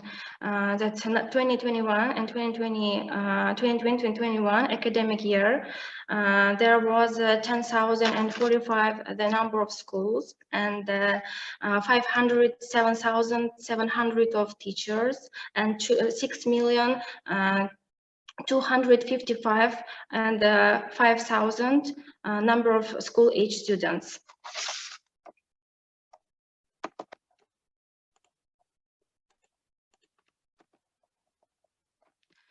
In addition to this, that education in general schools is provided in 8 languages: Uzbek, Karakalpak, Russian, Tajik, Turkmen, Kyrgyz, and English. In addition to this, Korean language is taught in 12 secondary schools. In accordance with the resolution of President of Uzbekistan, presidential decree dated January 25, 2021, and a research department was established in order to further develop the statistic of public education in the country and to diminish the problems at the Research Institute of Public Education. In addition to this, to support the resolution, several projects being undertaken. First of all, cooperation in statistical research with a local and foreign education for the educational and international statistical organization. The second of all, development of digital education management information system. And the third is organization of statistical training for staff by foreign educational institutions and international statistical organizations, and the publication of national statistical collection of public education, utilizing a comparative analysis of the system of statistical indicators of the public education system of foreign countries. Implementation of measures to ensure the speed, reliability, and objectivity of statistical indicators to expand their convenience, transparency, and openness. The strength of the Institute in the implementation of these plans should also be noted in particularly. And then first of all, that the complete territorial administration of the Ministry of Public Education, 14 vibrant regional centers promoting system-wide educational policy and promoting well-being of over 1,500 employees is one of note and should be commended. And I would like to leave you a call that to action. Our work is just beginning and we cannot do without your gracious help. We have gained much in our recent growth and we need your support in the following ways. Allocate representative for the development of education management information system within the public education system, joint development of statistical methods and appropriate for our public education system, and improve the system appropriate mathematical models and criteria for the analysis of statistical data. Organize training courses commensurate with their international standards on the collection, analysis, and reporting the statistics in a public education system. Finally, I want to thank you for your kind attention and your action in this critical issue for our public. Thank you.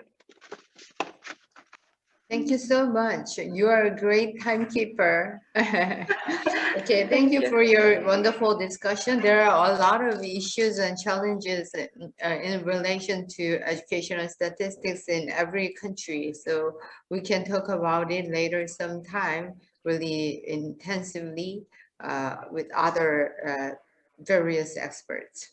Okay, next, Chan So-Fon, Head of Department of EMIS.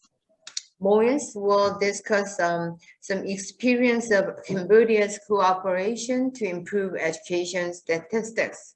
So please cordially welcome him. Okay, thank you. Thank you very much. First of all, my respect to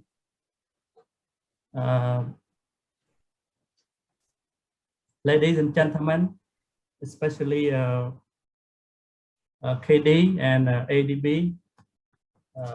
That is my great honor and my pleasure to be a discussion on the international webinar. And can you see my slide, everyone? Yes, we can. Okay. So because of the time constraint, let me go it very quickly. So in my contents of my discussion today, there are 6 contents here, as you can see in the slide. And first of all, I would like to take this opportunity to look at the project under the cooperation between KEDI and Ministry of Education, Youth and Sport in Cambodia. We mainly see that data is a very powerful and used as the evidence-based approach to, you know, respond to the, you know, the monitoring and evaluation in terms of education strategic plan, as well as a global monitoring and evaluation in terms of sustainable development goal force. The Korean, you know, Education Development Institute providing, you know, such a kinds of a good opportunity of the project to build up the capacity of development, you know, of the historical staff in the Ministry of Education in Cambodia.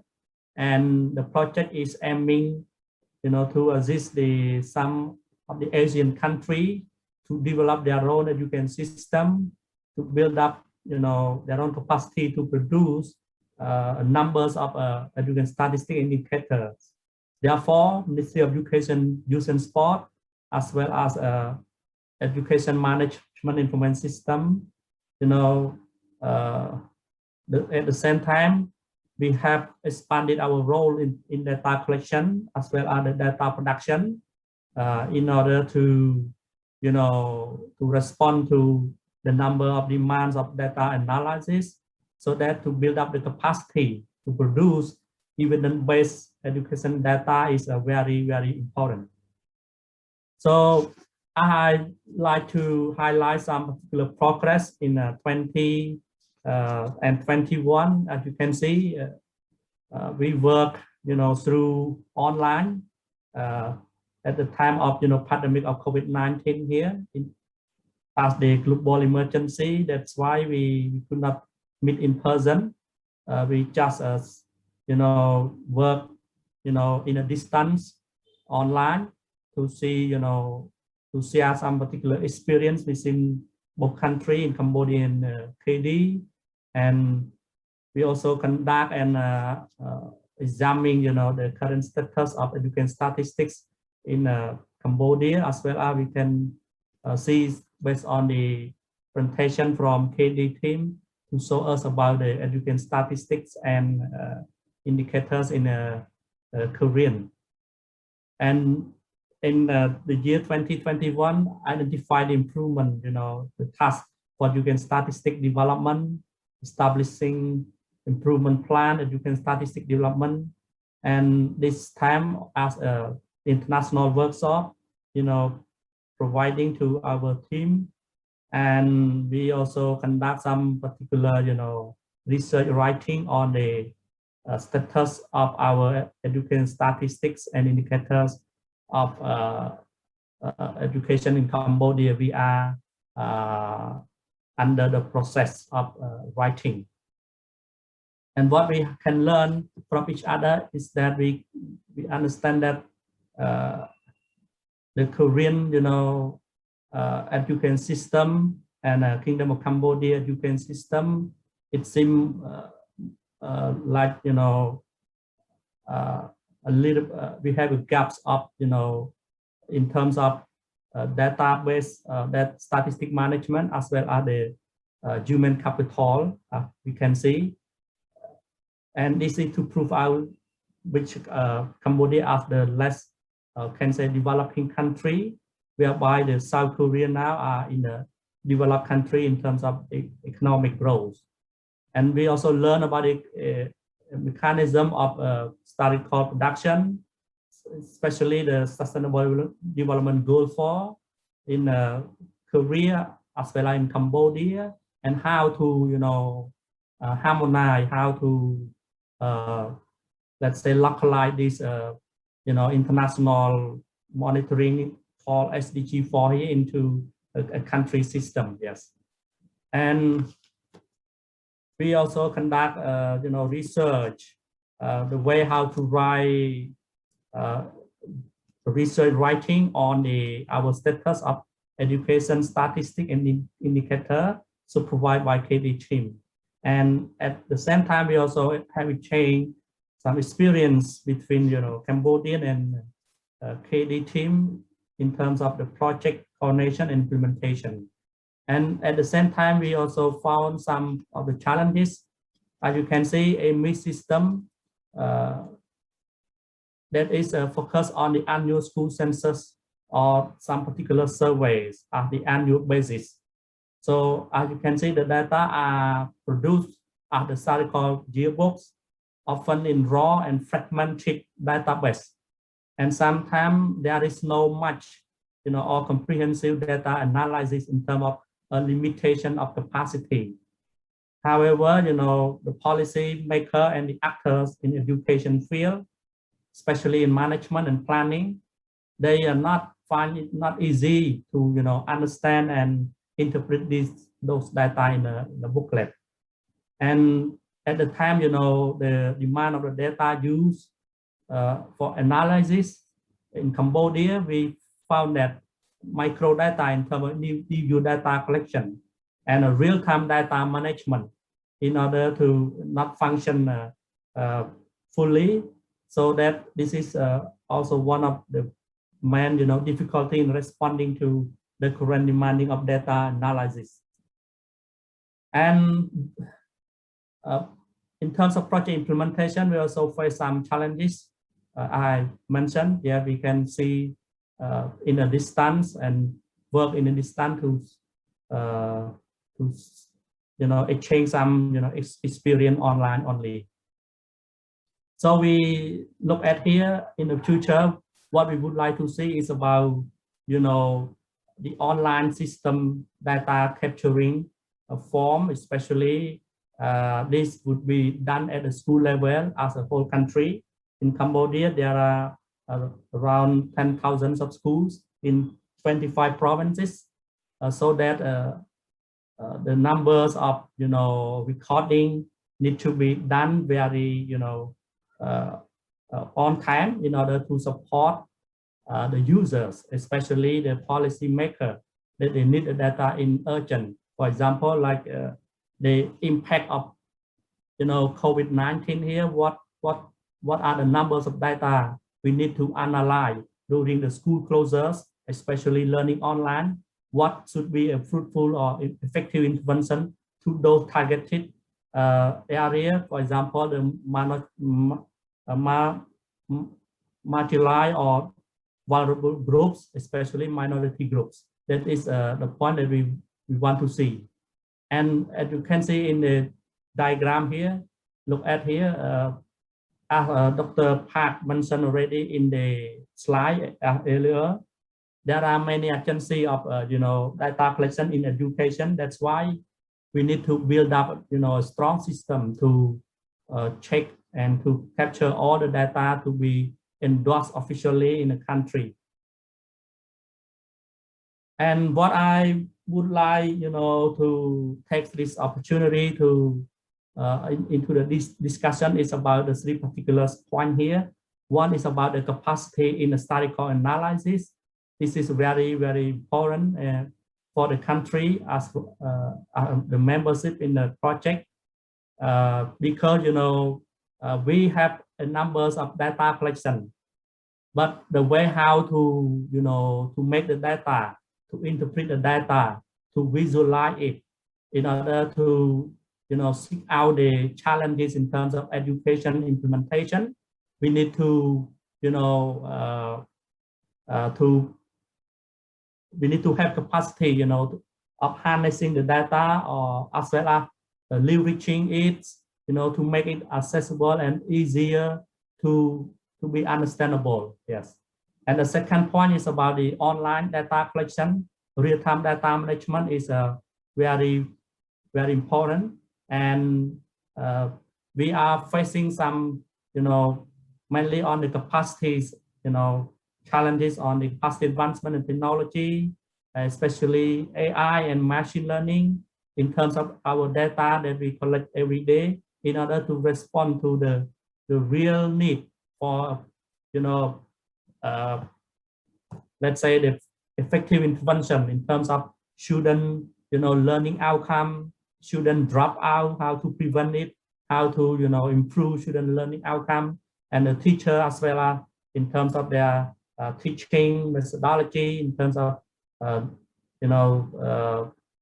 technical teacher training, whatever would be, we can apply those technology in terms of AI or machine learning to, to say about what we need to be improved in terms of,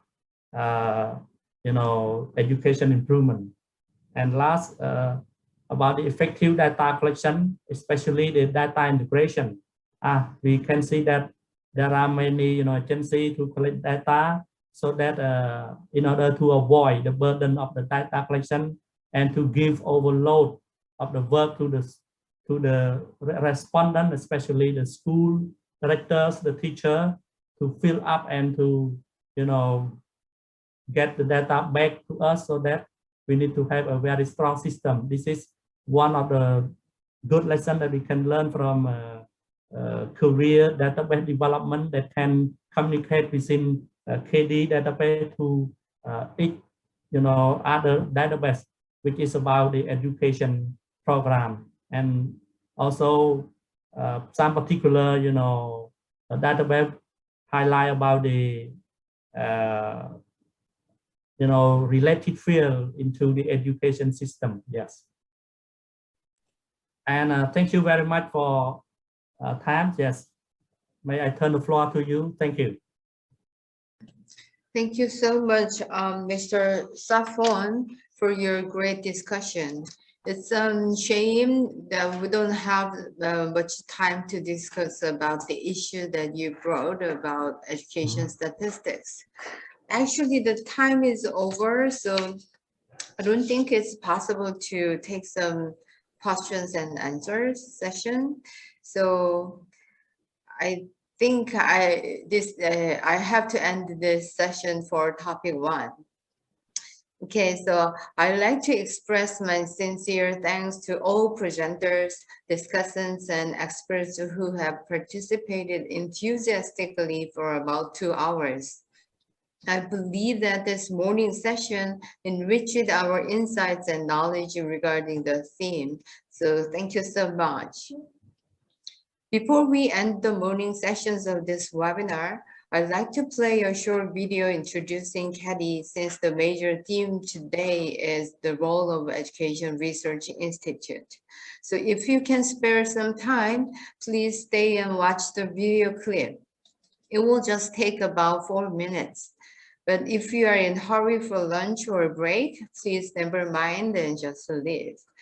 So I hope to see you again in the later sessions. Bye for now. Enjoy your video clip. Thank you so much.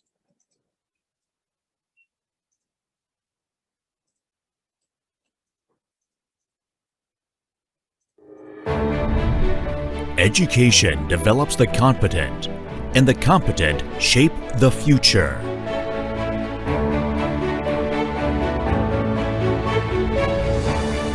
In this regard, education is the cornerstone on which Korea has made great strides.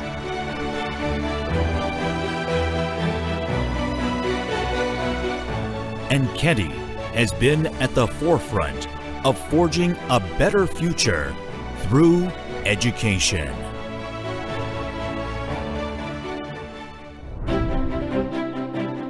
Since its inception in 1972, KEDI has progressed in parallel with Korean education and led educational development with research-backed and practice-supported initiatives.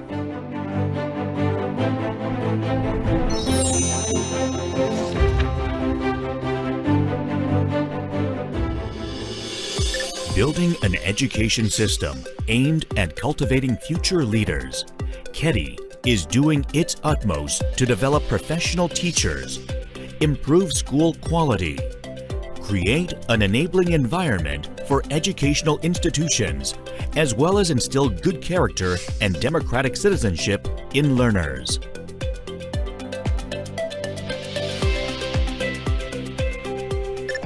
Conscious of fundamental values underlying education, KEDI helps both students and teachers focus on learning in a safe environment where cooperation and interactiveness, not competition, is encouraged.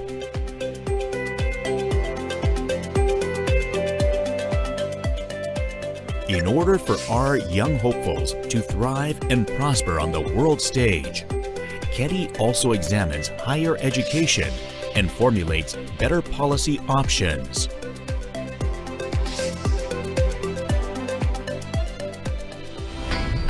Keeping in step with the fourth industrial revolution, KEDI seeks to lay out future-oriented education through scientific and systematic analysis against the backdrop of a decline in the school-age population, a transition to a multicultural society, and a peaceful Korean peninsula.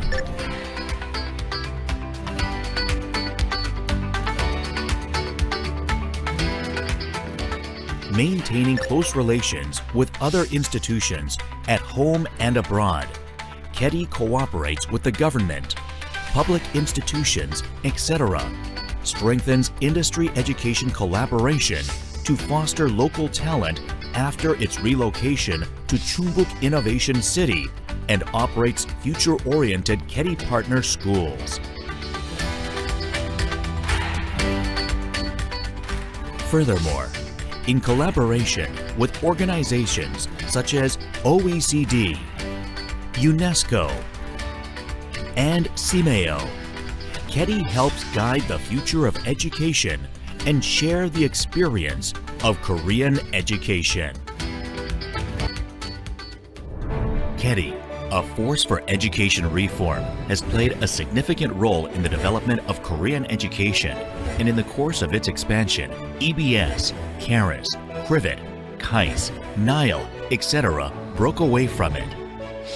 KEDI will continue to exert its influence as a national research institute by establishing an innovative education system, expanding studies on multicultural and peaceful Korea, and conducting international joint research.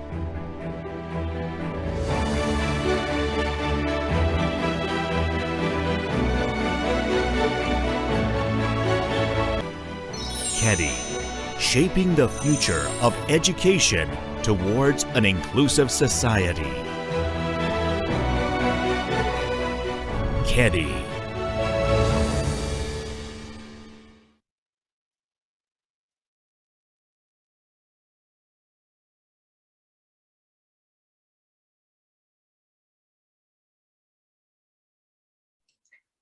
Okay, enjoy your lunch and see you in an hour. Thank you so much, everyone.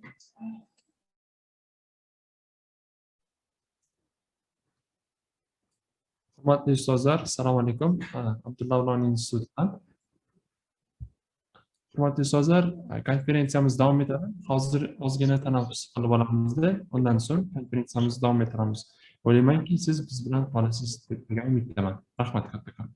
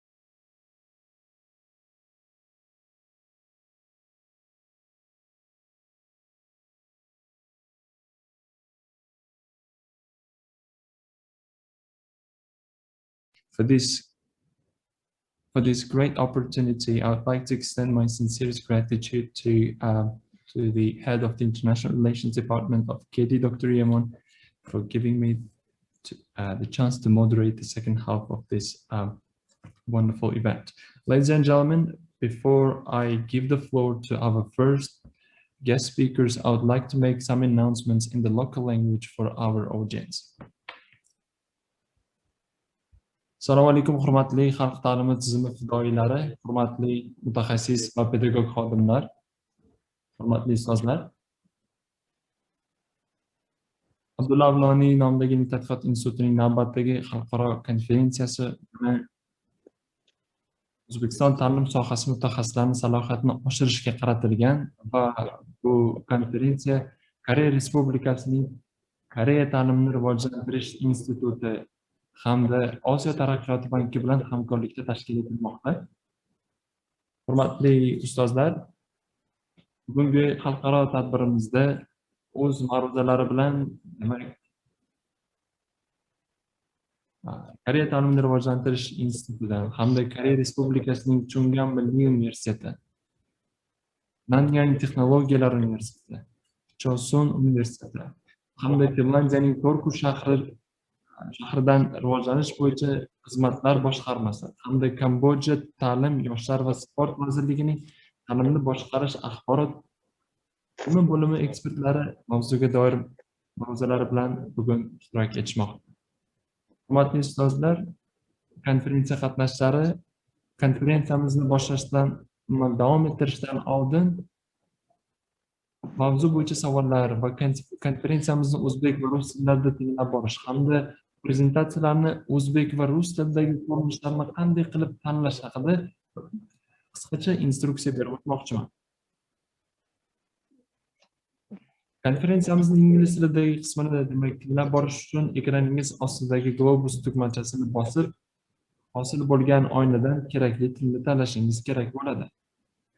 Agar siz prezentatsiyaning o'zbek yoki rus tilidagi ko'rinishlarini kuzatib bormoqchi bo'lsangiz, unda ekraningizning yuqori qismidagi View Options yoki agar ruscha yozilgan bo'lsa Varianты просмотра tugmasini bosing.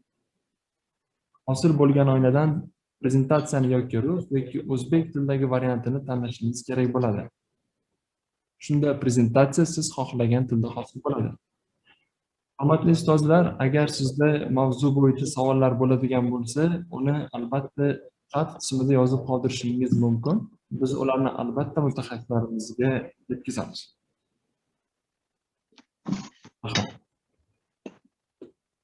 Ladies and gentlemen, without any further ado, allow me to cordially introduce our first guest speakers.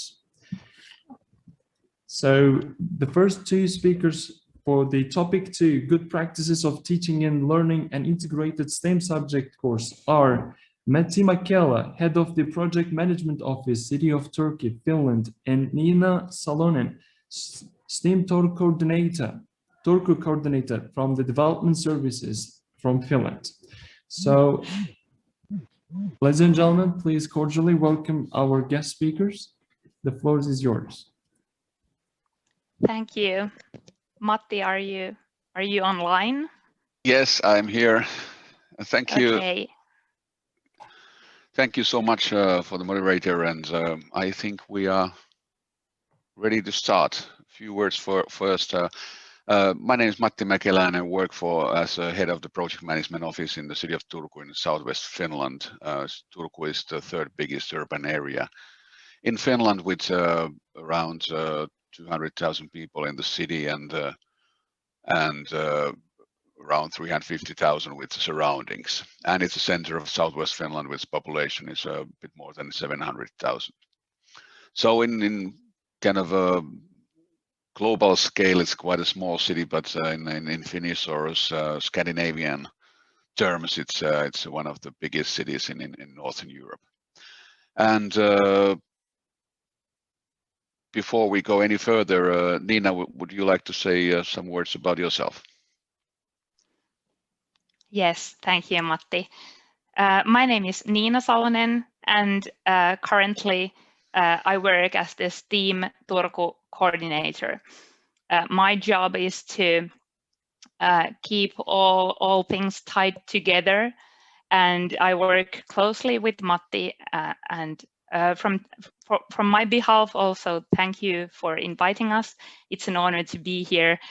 And we will shortly talk about the education system of Finland, and then move quite fastly into STEAM in secondary level education of Finland.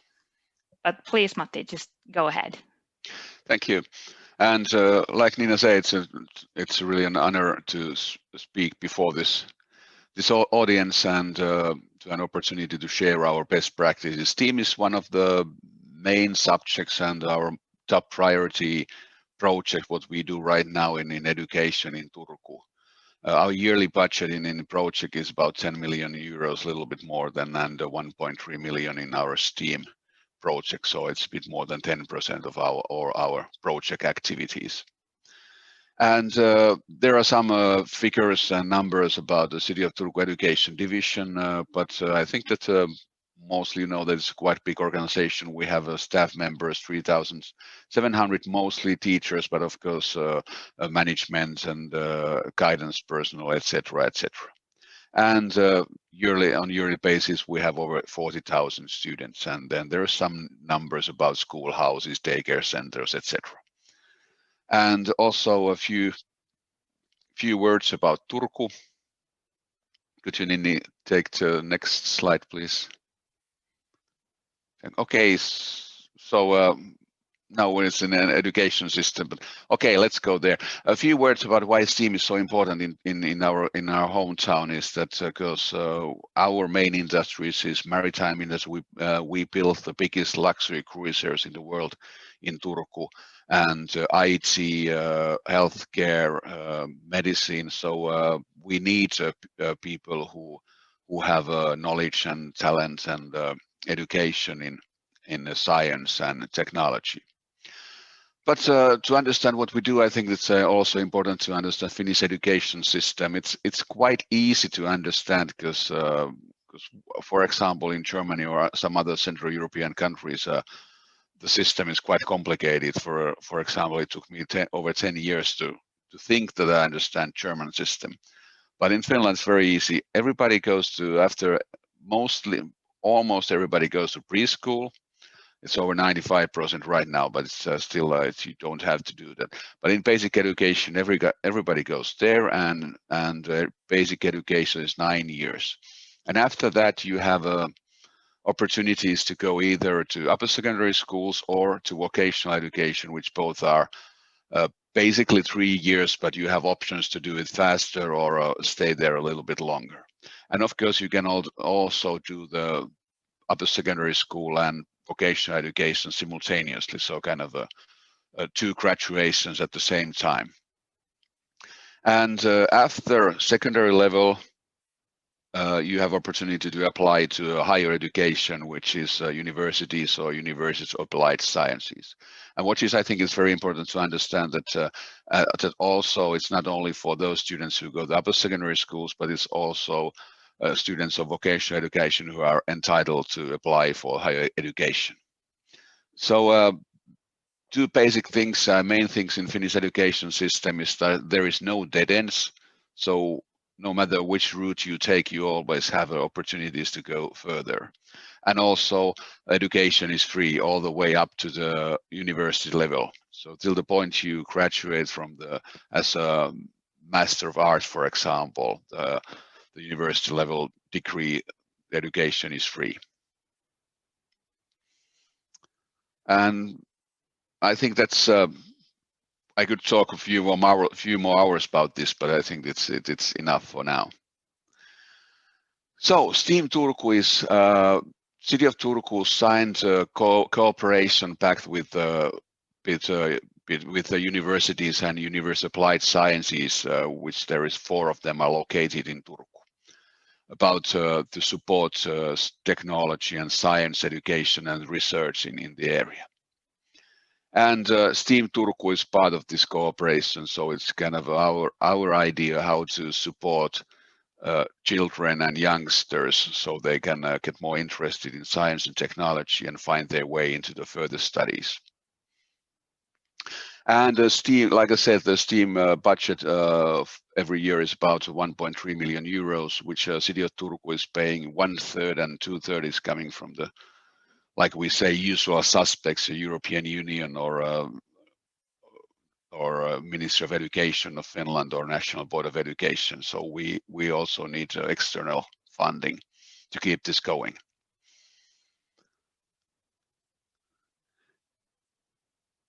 And this basically, I think the main thing is science and technology path. So in putting together preschool education, early childhood education for the children from 0 to 6 years, basic education or comprehensive school, which is this first 9 years, and then secondary level, both upper secondary schools and vocational education, in both in Turku and also in southwest Finland, so in surrounding towns of Turku. And to offer some direct routes to further studies and to the Turku Technology Campus. And this is kind of I don't go any further to this, but you can see our main goals is to increase the appeal of science and technology, create, like I said, the science and technology path, create new digital solutions for education, new learning environments, new cooperation with institutes of higher education, as well as new cooperation with the enterprises, and to really make new development projects. So STEAM is for us like a process, and every year we bring it into it more new projects which start and end but support the overall goal. And then we do cooperation in the southwest area, in whole of Finland, and of course international cooperation. For the first 2 years, cooperation was mainly in Europe, in the Baltic Sea region with our partners in the area, as well as in, for example, in UK, and we had close connections with Strathclyde University in Glasgow, Scotland. But this year we have been a bit more involved in, for example, cooperation in Asia. This is our second workshop where we introduce our best practices. And our philosophy, 3 main themes: participation, openness, innovativeness. So we believe that there is a personal path for every pupil, student, and teacher into the worlds of science and technology. So it doesn't mean only for those who are very talented, very interested, and very keen on science and technology. So there's for everybody, and also that's why we talk about STEAM, so science, technology, engineering, arts, and mathematics, not only STEM. So we also need those artistic youngsters. For example, if we create AR, a learning environment, we need those who understand the technology, we need those who write stories, who create pictures and images, etc. Openness, all information and practices are shared, and everybody can participate in the cooperation. And more importantly, we are ready to learn from others. For example, in our transnational and cooperation has brought us a lot of new ideas and new concepts that we have gladly implemented in Turku. Innovativeness, so we want to seek and find new solutions, opportunities, and of course, most importantly, we believe that failures are learning experiences. If we never fail, if we never make mistakes, we evidently try too easy things. And here's how this goes on. So we start from preschool, early childhood education, and basic education, where the idea is to ignite the spark. So make them interested in these aspects and make them think that how can I use science, technology in my learning path, in my route to my further studies and further work. And then in the secondary level, we go more to details and create more individual routes to higher education and to working life. And of course, today we are concentrating on this secondary level of education. And I think, Dina, this is all from me now, so you continue from here. Yeah, I will. Thank you, Matti. Okay, thank you. So like Matti said, and as you saw earlier, the secondary level education is offered through vocational education and upper secondary schools. I will first tell you a bit about vocational education and then move on to upper secondary education. In Finland, we believe that vocational education is supposed to be seamless and future-oriented. We offer qualifications in almost all sectors of society, not limiting to technical sectors. And we have competent and qualified teachers who have flexible qualifications and strong employment prospects for the students. And one thing that I would want you to keep in mind today is that vocational education is already often STEAM by nature. They are learning by doing, creating new things, and working cross-sectorally over subjects like traditional educational subjects. Here are a few things that we are doing in STEAM Turku for the vocational education. We have strong connections to local and regional companies and higher education institutes. It means that, for example, in the picture up there above, we have a student of business administration who is doing a part of her studies in a robot center that we have, like a machinery center here locally. So we are combining studies from very different sectors of working life together. We have been creating new learning management systems. And for example, in the picture below, you can see an augmented reality learning environment that we have just created. Here, a student of catering and tourism is using the learning environment. We are offering basics of robotics and automation also for non-technical qualifications, like I just explained up there. And we are introducing circular economy to students of vocational education. It means that we are building a learning environment of circular economy and also working closely with a local or regional textile waste recycling plant that is just being built here. Industry 4.0 is also an interest for us. It means the future prospects of industry and how industry is going to change with the help of technology, robotics, and automation. In the upper secondary schools, we are offering STEAM for all students. We have 6 upper secondary schools or high schools. We are using the words here, both. 3 of the 6 high schools in Turku area are specialized on STEAM. We have a track for natural science, marine, and ICT. And the remaining 3 high schools still work on STEAM, even though they don't have the official track for STEAM subjects. All our upper secondary schools cooperate with universities and companies, and we are offering STEAM courses that I will pretty soon show you what kind of courses. We offer direct routes to university and University of Applied Sciences through studies that they can have during their years in upper secondary schools. And the same learning environments with augmented reality are offered for upper secondary schools. Here are some of the courses that I mentioned. These are crossing boundaries of individual subjects, and they are available for all upper secondary school students. So you don't have to be on a STEAM track to have these courses. Some of the course names have been translated here, and I will go more deeply into one of the courses later on in the presentation.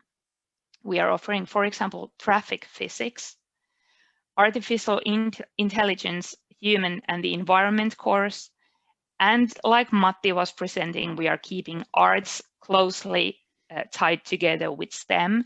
So we have science meets arts, and for example, design courses. I have to say that I really enjoyed the questions that you asked for us to present here, since it always helps us to also understand what we are doing well. So curriculum and lesson plans are in Finland developed like this. We have a national upper secondary curriculum, and it is then followed by a local curriculum, and that one is still developed more in detail into school-specific upper secondary curriculums. For example, in Turku, the upper secondary STEAM coordinator has been involved in curriculum work in all these three levels.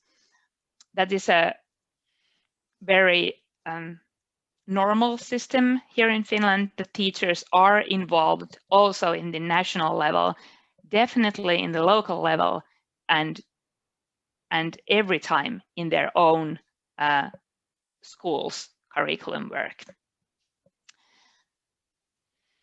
And pedagogy is determined by every teacher themselves. Every teacher holds a university level degree on their subject and have completed teacher studies in the universities. So the teacher chooses and determines what is done and how it's done. We encourage the teachers to use problem solving, experimental and experiential learning by doing, workshops, exercises, and laboratory work organized by students at institutes of higher education. One of the things that you will see throughout here is cooperation with different levels of education.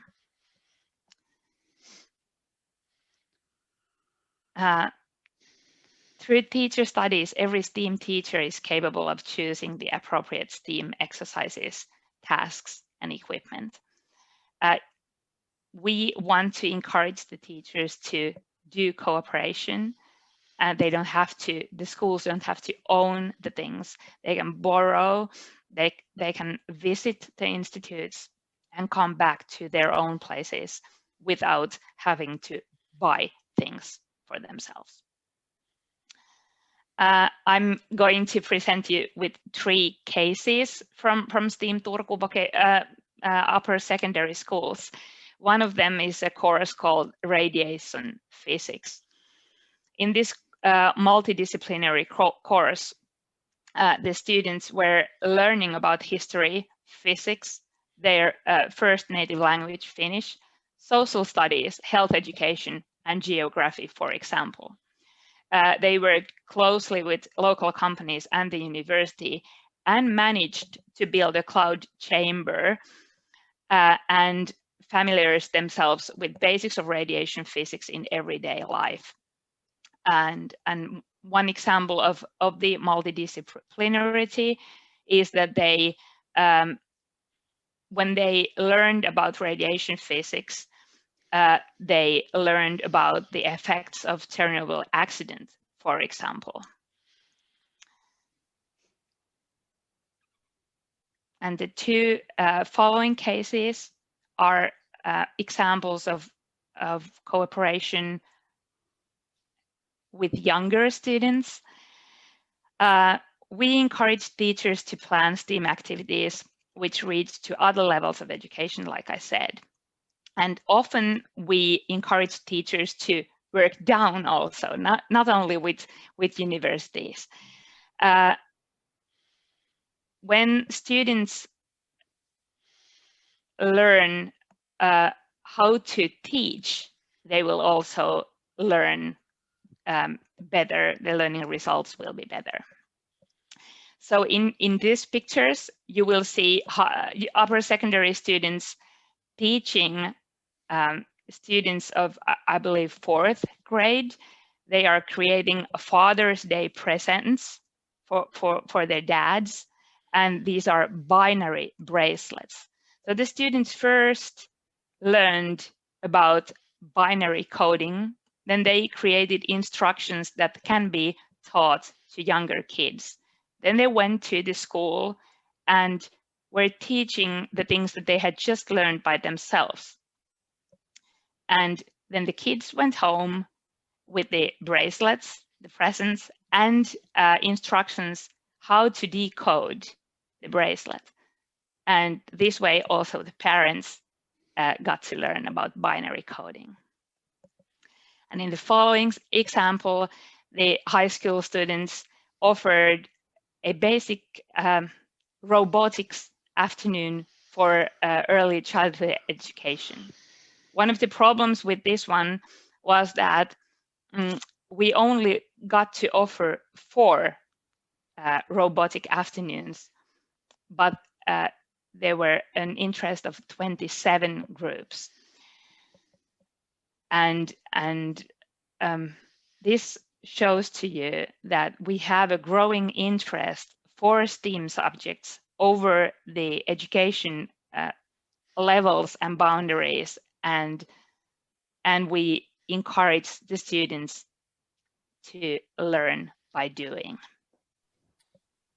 Ms. Salonen? Yeah. Sorry to interrupt.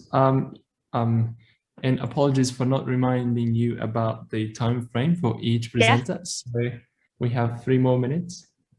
Yes, I had 2 minutes and 40 seconds on my time. Sorry then. Thank you. 10 seconds. Yeah, no Sorry. problem. The teachers are trained to teach these new initiatives in university level teacher training, where they have studies in didactics. We are supporting lifelong learning and continuous learning, since it is seen nationally and locally important. Teachers participate actively in trainings every year, and we have a special unit for supporting the use of ICT in teaching. Teachers have a multitude of assessment methods in use that they can assess the students' learning outcomes with. They can assess with the traditional pass or fail. They can use grading, peer assessments, and pair or group exams. And then the 2 last things that we still have here. The success factors are definitely connection with national and local curricula, the connections to higher institutes and companies, high regional interest for STEAM education, like Matti was just explaining, and then voluntarity. We only work with teachers who want to work with STEAM, and that's why we are so successful. STEAM values present an important role in all of this. And of the greatest challenges, the biggest challenge is reaching every student because of, funnily enough, voluntarity. Like I said, we never make the teachers to go full steam, but they themselves choose to do so. And sometimes one of the things when they don't do so is resistance to change and fear of change. It's easier to keep doing what you've been doing. And also the secondary level education is moving quite fast, and the time restrictions for the teachers are evident.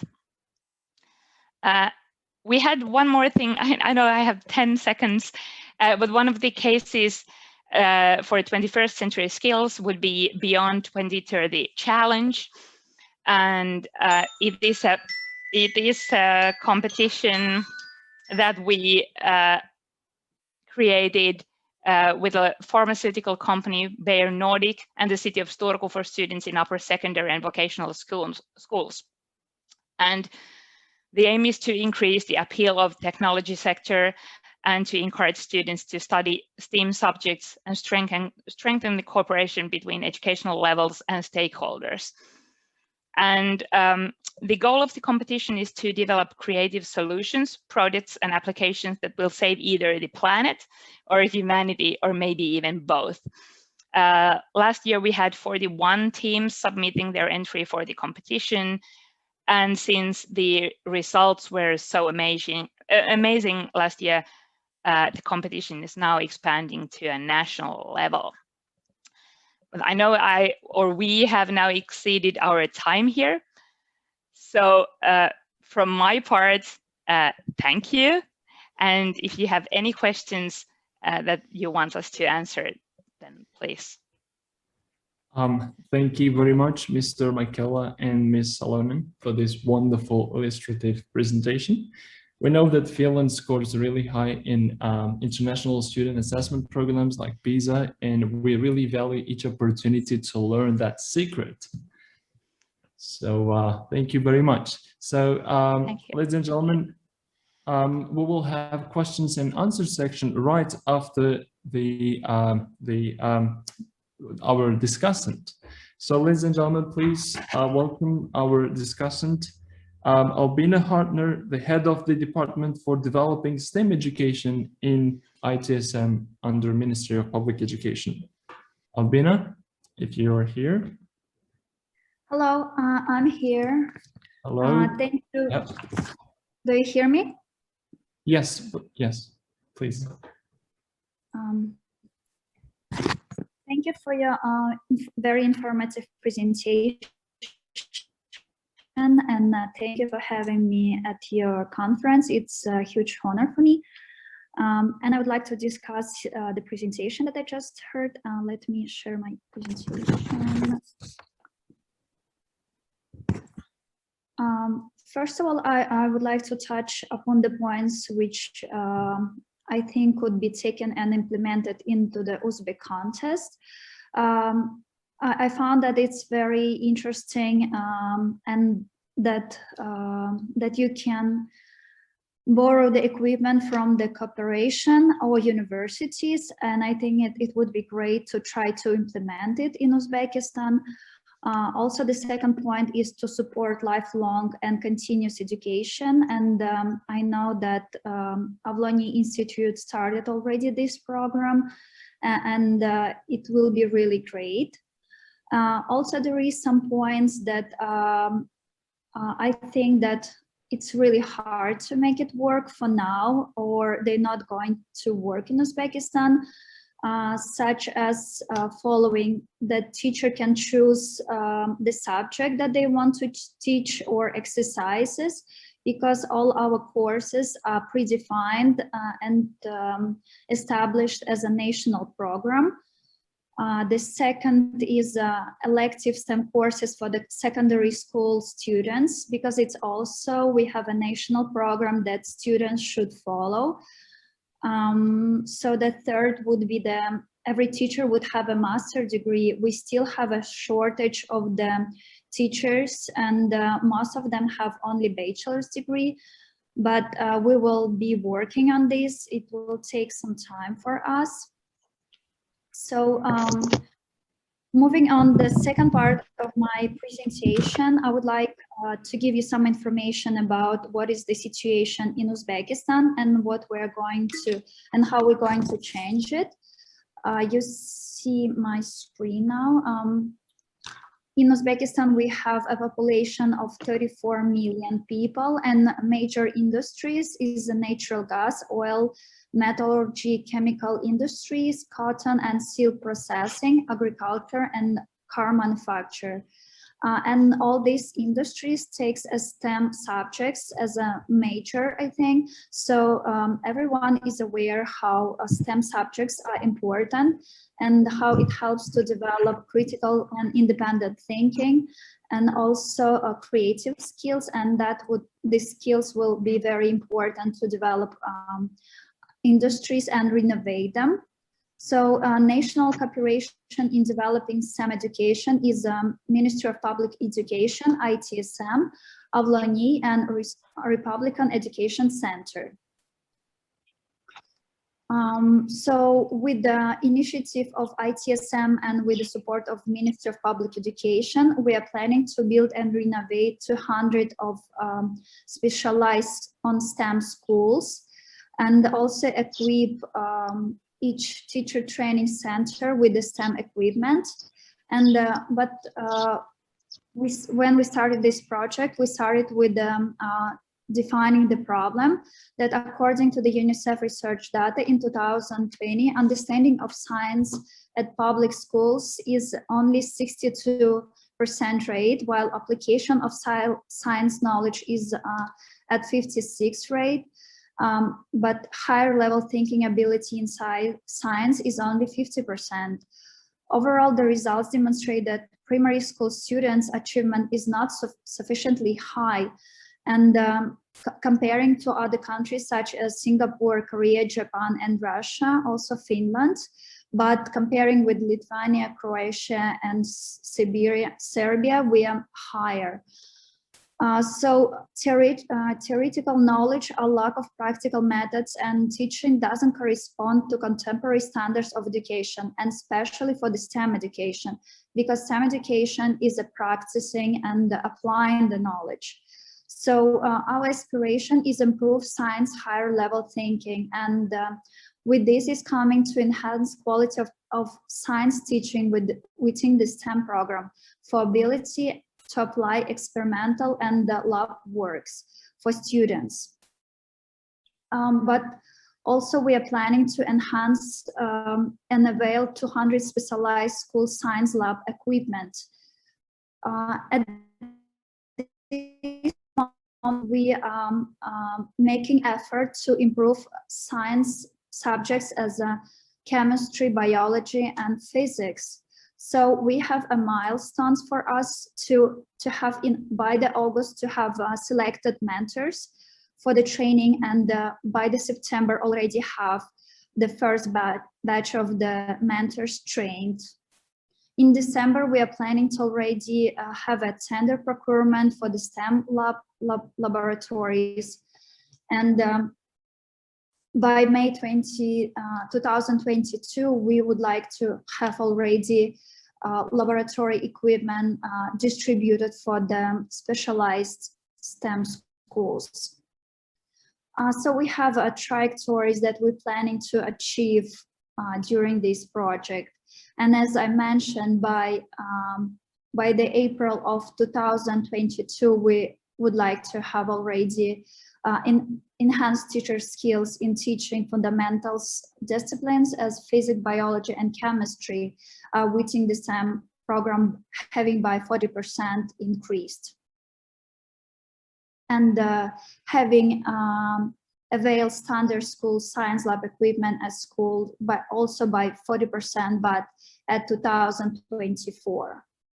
And this is our experimental school, the first STEM lab that we already have done. We recently opened this school that has a first innovative STEM labs with the best equipment that we have, and it's modern laboratories for biology, chemistry, and physics, as you can see here on the picture. Do you have any questions?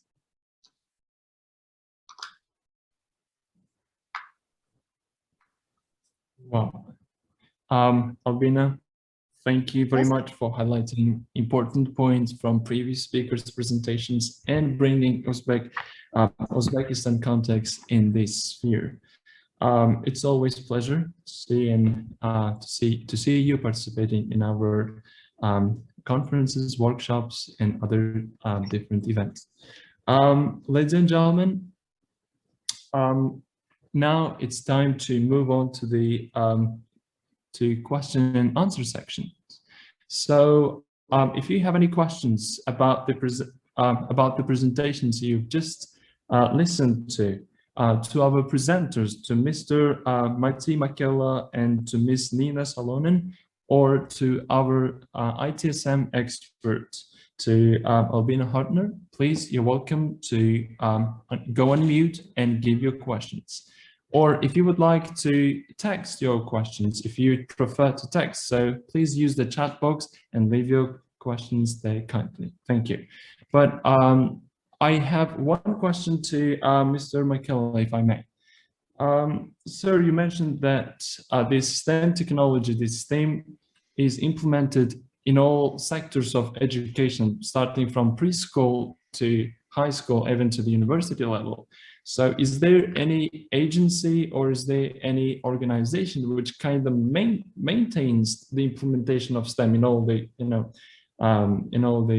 everyday teaching and learning and monitors that? So maintains and monitors. I think we are kind of front runners in many ways in Finland. There are some other cities who are as interested as we are, but basically it's done in a municipality level. For example, we have our STEAM project which Nina is coordinating and which is under the project management office. And then we do monitoring, and of course together with management and directors of preschool, basic school, and secondary level trainings. And for example, we try to do a cooperation with other cities who are as far as we are, or close as far as we are. For example, Oulu in northern Finland, but they are kind of more interested in pre and basic education. So it's kind of not so including all the levels of education. But I think that Nina has something to add from my answer. Yeah, I would like to add that one of the things that we didn't explain is that the teachers are not monitored in Finland. So like we tried to explain that they have a full autonomy, that what is done in the classrooms, they are not in the same way that we know that internationally teachers are monitored. They are not here. Yeah, well, yes, that's a good point, because maybe what I meant about monitoring was that we are monitoring the results of STEAM work, for example, how many participants we have and how we reached the results that we want to go, for example, in our STEAM 2025 strategy, and how many new routes to the upper second to the higher education we have created. But really, teachers haven't been monitored in Finland since when I was a kid in the late 70s. And so. Oh. And if I may, I got a question privately about the school age in our country and how we think that the starting of school then affects, for example, STEAM education. So we have a compulsory education from 6 to 19, and it includes the secondary education. Despite the fact that the compulsory school starts at the age of 6, most kids attend early childhood education. Matti, do you have any percentages? Over 95 right now. So it's it was not so far many years ago when it was quite low, but now most kids go there, and now we have this change that everybody has to go through the upper secondary level education. So the age that you have to be at school goes up to 18. But that change comes next fall. Yeah, and also from the early childhood education, I'm trying to give you a background for the system. All the teachers of early childhood education also have a university level education.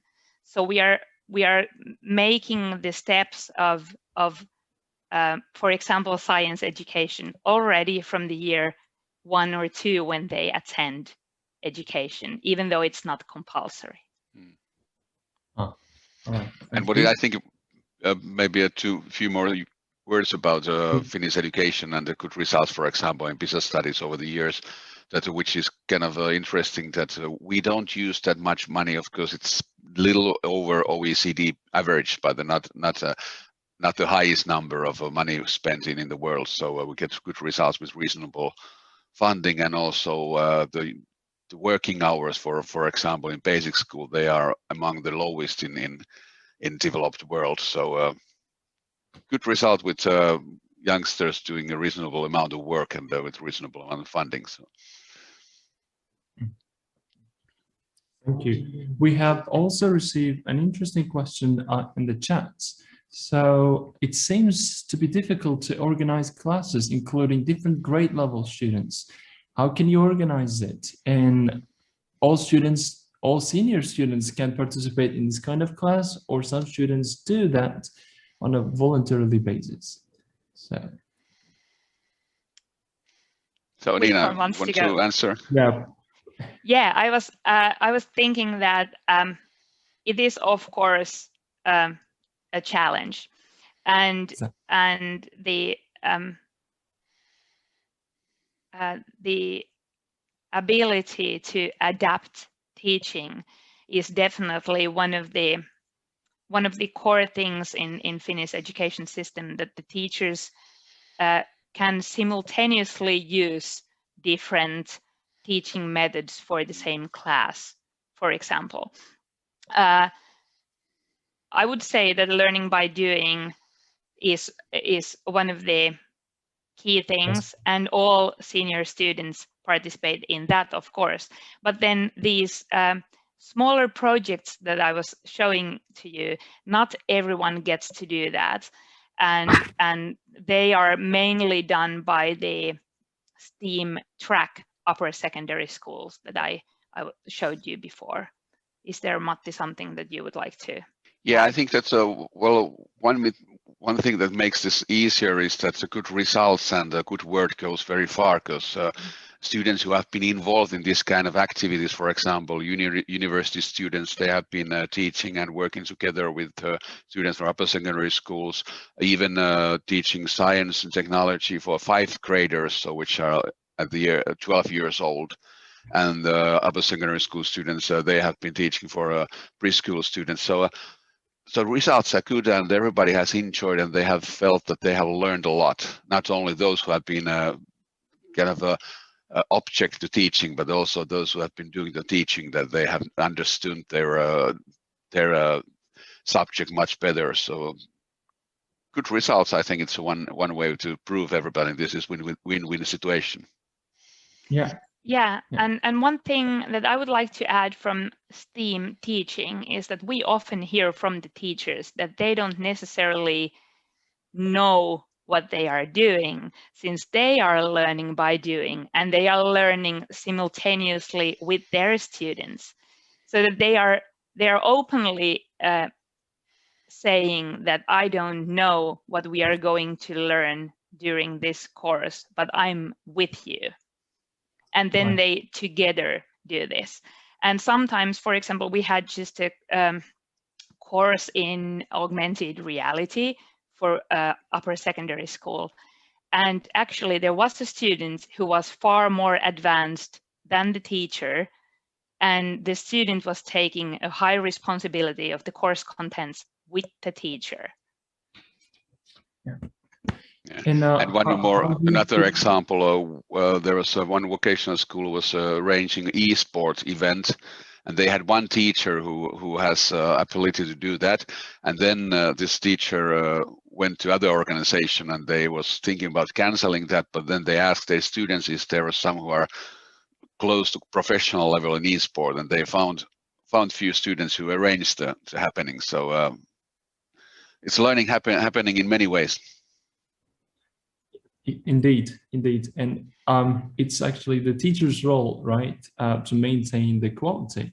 And here is one interesting question. So how do you motivate teachers to develop and engage STEAM? Are there any incentives for teachers? Or is that like on a voluntary basis they perform these duties? Matti, do you want to?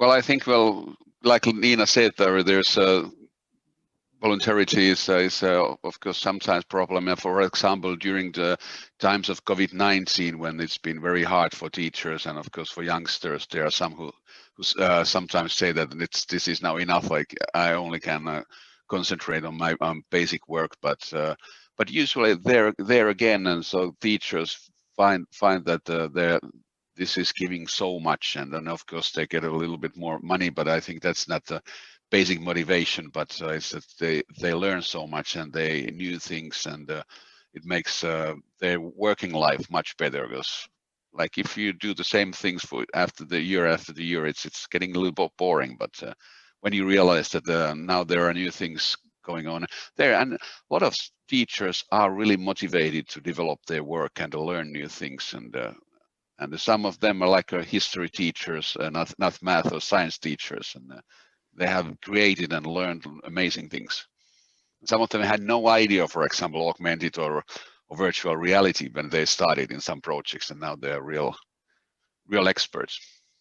Yeah, I would also like to thank Ms. Hartner for the comments that you made on our presentation, and I noted down when you said about that you only have bachelor level teachers mostly, that I don't necessarily see that as a problem, since it's something that you are trying to fix at the moment, and also I really loved from your presentation the thing that we can that you can set goals and work towards to achieve them on a national level too. It's difficult to overcome the challenges that you, for example, were explaining about the national structure that needs to be done, and I would hope that you get some, I don't know the word, leeway of working around the fact that you are still doing the national demands, but still can do something on the side that will help you. We have interesting questions in the chat. Do we still have time? The support of the principals. Yes. Yeah, the support of the principals. Yeah. Well, if we start higher up, then the team has absolute support from the city mayor and the highest management level of our education system, and I think principals mostly. Then there are some principals we have to every now and then discuss about which are the priorities, and that they may think that, well, we spend too much time in some development projects, and they should concentrate more on basic work. And so these are things that we have to discuss, and of course they have their role, and in many cases they're right. So it's about discussions, and of course principals are also very good, and they support their teachers. And like Nina said, the teachers are very individual. They have a very much power to decide how they do their teaching. So in basic things that if you want to do in some history teaching and put them some aspects of STEAM, nobody can pretty much say nothing about that. But principals' role are important, and I think that most principals are very much supporting this as well. Yeah, exactly. Allow me to give one final question regarding the freelance education and particularly STEAM, and then I have one question to our local expert Albina Hartner about her presentation. So Mr. Michaela, here is an interesting question about the preparing future teachers for STEAM. So are there any pre-service education available which prepares? Well, yeah, we are. That's one thing that we have been working on. It's quite important in our 2025 strategy, because well, we already cooperate, of course, for example, teacher trainings in vocational education, teacher training at the university level, but we want to get further in there, and we give lectures in the teacher training, that how we use STEAM, and how for our future teachers, but also I try to create new development project with them, so how we could do that more. And of course, we want to involve there also, for example, technology campus and their professors and teachers. So we have been, and that's very important, and we have been working with that. But I think that there is a lot of room for more to improve in the coming years, and we're definitely going to do that. Yeah, thank you very much. And Albina, so earlier in your presentation, you mentioned that you have selected some number of schools which will be going through some dramatic transitions, and they will be specialized in STEAM or STEM. So my question is there any organization that you are collaborating, partnering together to do that? Any international organizations? Thank you, Rafsanjan, for your question. And also thank you, Mr. Makela and Nina, for your amazing presentation. And I took some interesting notes for myself that we can improve in our system and think about when we are developing our STEM program. Regarding your question, right now we are starting collaboration with ADB on the STEAM project, and it will give us resources that we are lacking. So we kind of working on this the same trajectories that we already have to improving quality of teaching for STEM teacher subjects, and also improving and avail equipment, because the equipment sometimes is really a huge barrier for teachers to implement and practice the knowledge and do experiments and lab work. So to make it innovative and help kids to have the most renewed technologies, ADB is helping to us, and we are really thankful for this. And I also really like the point that you said that it is possible to borrow corporations and universities. So we will think about how we can introduce this program in our system and help us to improve it, because we have so many schools and we don't have enough resources for now, but we are working on this. Ms. Hartner, Ms. Salonen, and Mr. Makela, thank you very much for your time and for this wonderful discussion. It's been really, really beautiful. Ladies and gentlemen, here we finish the first part of this of our discussions. So, and now let's move on to the final part. So topic 3, it will be devoted to STEM partnership again. And it's titled Good Practices of the STEM Partnership in Other Countries. So we're going to look at, and we're going to look through the Singapore's case and South Korean case. So please welcome cordially our next guest speaker, Mr.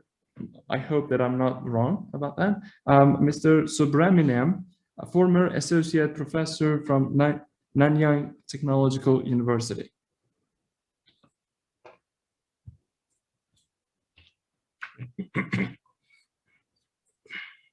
Sorry, Dr.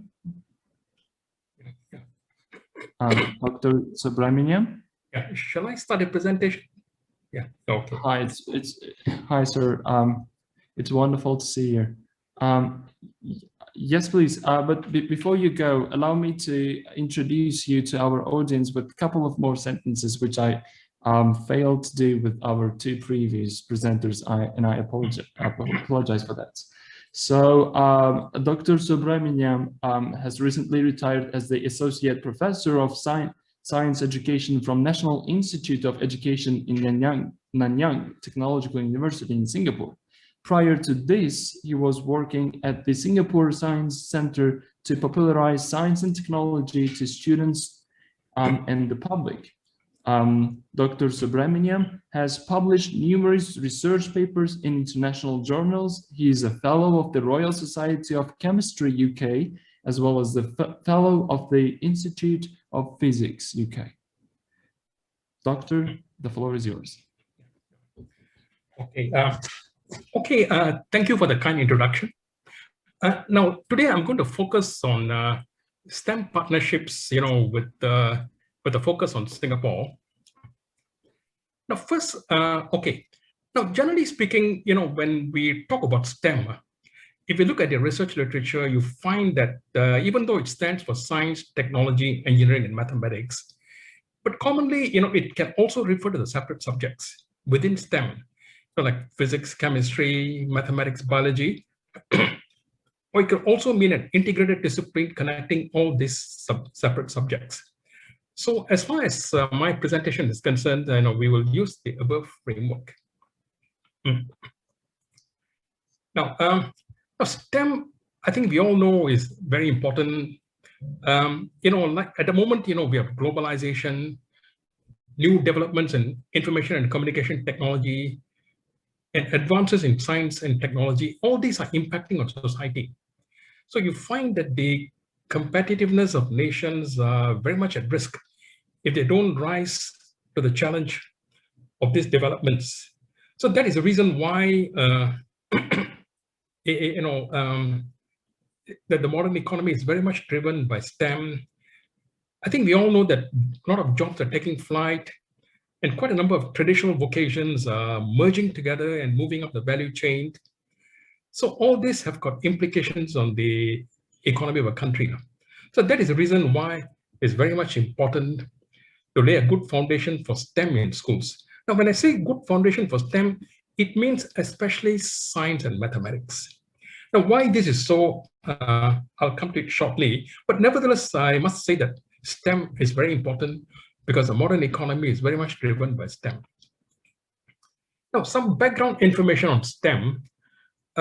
Singapore's education system has attracted international recognition, just like Finland. And the latest global education rankings released a few years back put Singapore schools at the top, for quality, equity, and efficiency of school system. And in the current global university rankings, Singapore has got 2 universities in the top 15. The National University of Singapore and the Nanyang Technological University. And our students, regularly do well in international Olympiads in science and mathematics, as well as in PISA and TIMSS. Okay, what is the approach to promote STEM in school? Now, in Singapore, only science and mathematics are taught in schools. Engineering and technology are not yet mainstream subjects. But the use of computers, ICT is very pervasive in science and mathematics. Every class has got a network point. So at a click of a mouse, the resources of the web can be brought into the classroom. So that means the level of technology pervasiveness in science and mathematics is very much wide. Now, in Singapore, the focus is more on building competencies in science and mathematics in school, while promoting integrated STEM is left to other players. Now, one of the reasons is because school teachers are already doing a lot, for the course of education. So you find that it is not fair to inundate them with even more responsibilities. So that is the reason why STEM as a subject is not there in our school curriculum. But there's a lot of opportunities for other players to come on board to offer STEM programs to schools. So when we talk about STEM, we are basically referring to STEM subjects like science, like physics, chemistry, mathematics, biology, and as well as ICT-based subjects. Now, in Singapore, the closest subject which can be called STEM, I would say, is design and technology. Design and technology, students create artifacts, in the workshop where we have metalworking facilities, woodworking facilities, and plastic processing facilities. So there's a lot of scope for, for promoting integrated STEM, in design and technology. Okay, now partnerships in STEM education. Now, as I mentioned, STEM is too broad an area to be pursued by any one entity. So that is the reason why our schools focus on building competencies in science and mathematics. At the same time, our schools recognize that partnerships with various organizations can take these competencies to the next level. Because a lot of organizations have got the latent potential, spare capacity, which can be harnessed for the cause of nation building. So this partnership model is one of the reasons why the STEM scene in Singapore is rather vibrant. We will look at some of the partnership models here. In fact, I would say that schools' linkages with the Science Center is the number one factor. Science Center was established in 1977 and promotes science and technologies to students and the public, through various means, like so many enrichment programs in physics, chemistry, mathematics, biology are there. There's so many exhibitions on various themes, in physics, technology, chemistry. A lot of mass-based science promotional activities are also there. Science publication programs, through a science magazine is very much there. Actually, in Singapore, over 200,000 school students attend the science and mathematics enrichment programs every year. So that means the linkages with the Science Center is very, it's a very important aspect. And more than 90% of the schools are institutional members of the Science Center. Now, the Science Center in Singapore attracts more than 1 million visitors every year. And these are some scenes at a Science Center. In fact, I personally feel that every country must have a Science Center.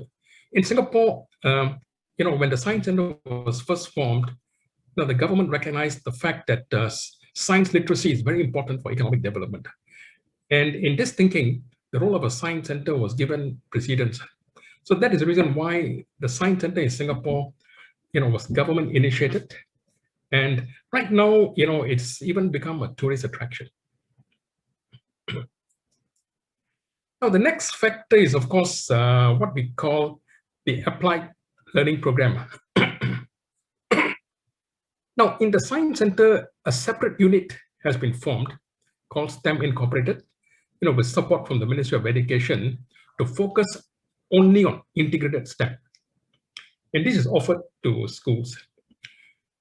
Now, in these programs, the emphasis is on coming up with solutions to real-world problems using, harnessing science, technology, engineering, and mathematics.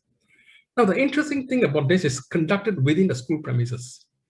And the staff from the STEM Incorporated unit will be there at the Science Center, or rather will be stationed at the schools, to supervise students in the various projects. There's so many themes offered for schools. All these are very high-tech themes. The reason is we want to expose our students, to high technology stuff. And the STEM Incorporated has received generous funding from the Ministry of Education. To give you an idea of the kind of programs our students engage in, let me just share this. Earlier on, these are the programs offered to schools, offered to secondary schools, like embedded electronics, robotics, urban design and innovation, game design and simulation. All these are very high-tech stuff and the kind of resources and expertise needed on the high side. Now, this has been found to be very useful in building STEM competencies in our students. And more recently, this program has moved on to the next level. And so currently, we have 2 themes for the primary and secondary level. Primary level, game design and making, health science, material science, sustainability, transportation.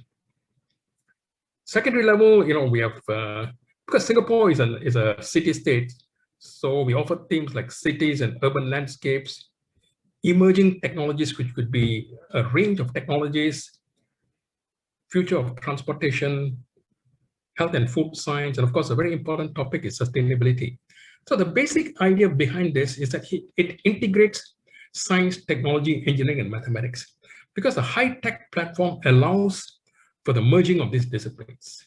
So that is a plus point in offering this applied learning program, to schools.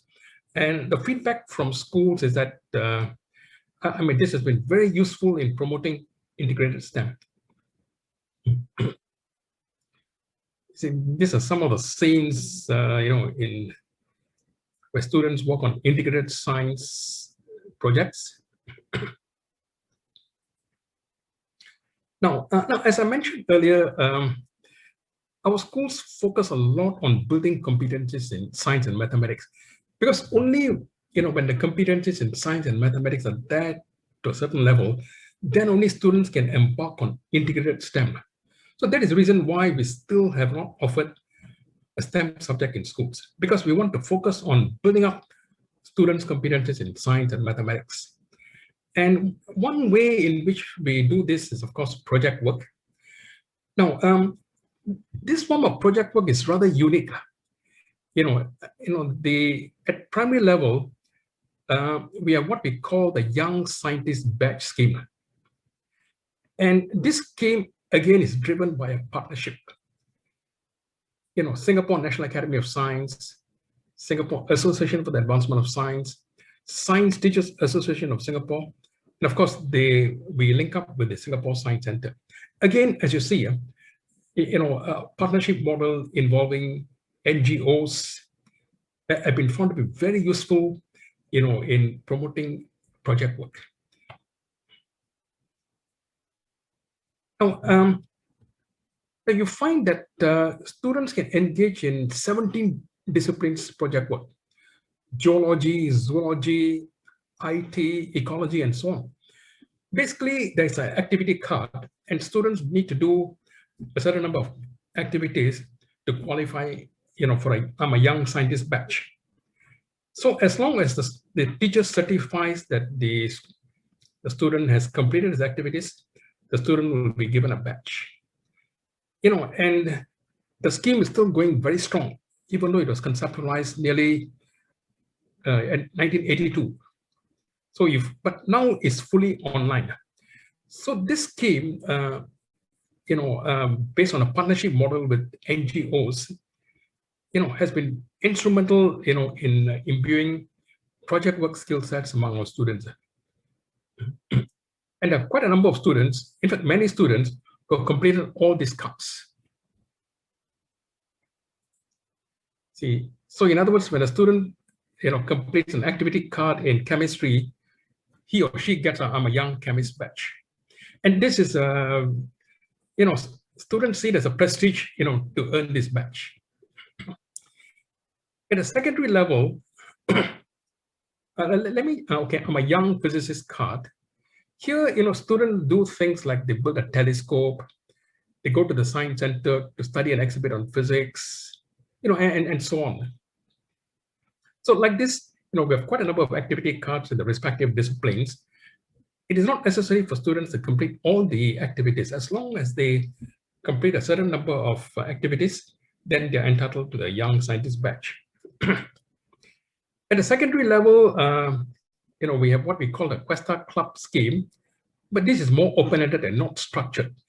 At the primary level, we need certain structure because we're working with elementary grade students, but not at the secondary level where there could be more independence. So this scheme, again, has been very successful.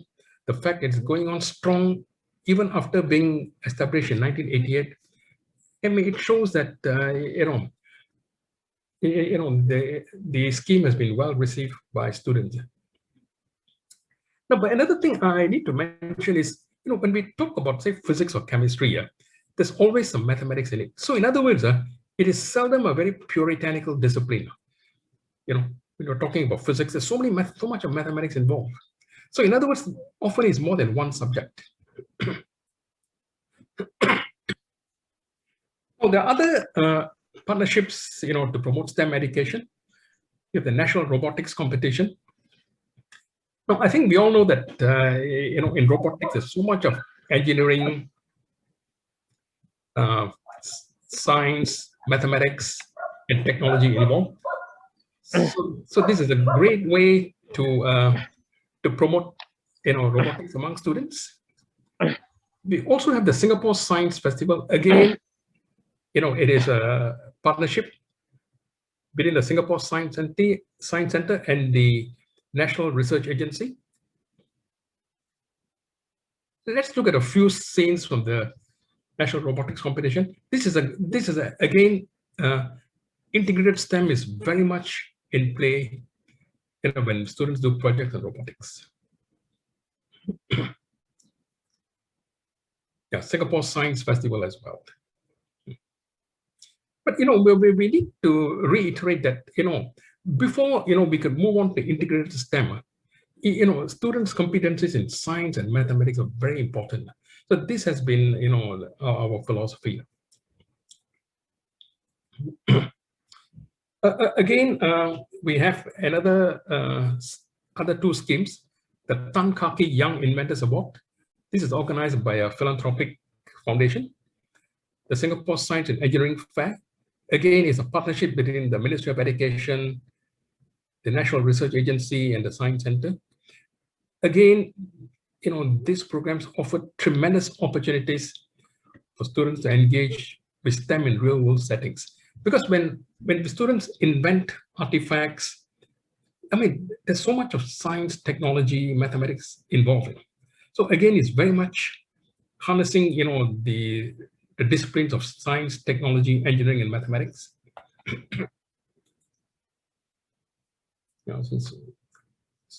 Quite a number of inventions here.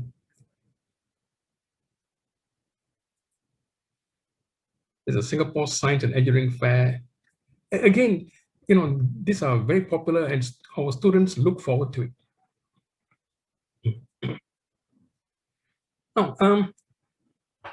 Now, another factor is, of course, a few schools in Singapore, especially the top schools, they have research laboratories staffed by PhDs.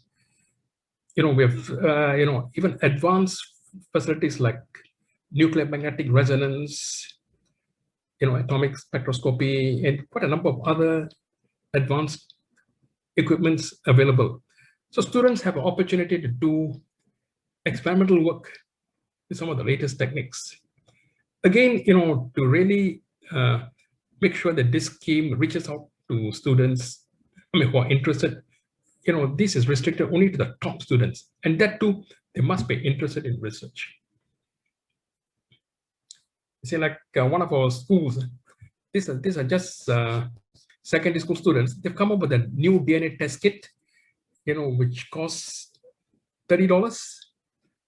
It works faster. So that means if students are given opportunities to engage in research, they can live up to expectations. And again, there's a lot of integrated STEM, even in a field like biotechnology.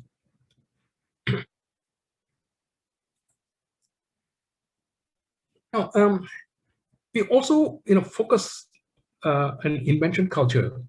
Yeah. One of the key programs is the Sony Creative Science Award. Now, again, it's a partnership between the Science Center and the Sony Group of companies in Singapore, and the Ministry of Education supports it. Now, the reason is young children, they're very creative by nature. We need to give them opportunities to invent products based on science, mathematics principles. Because children are playful by nature, so what better way than to get them to invent a toy based on scientific principles? So this has been very popular, for a few decades. So, in quite a number of these inventions, integrated STEM is very much there.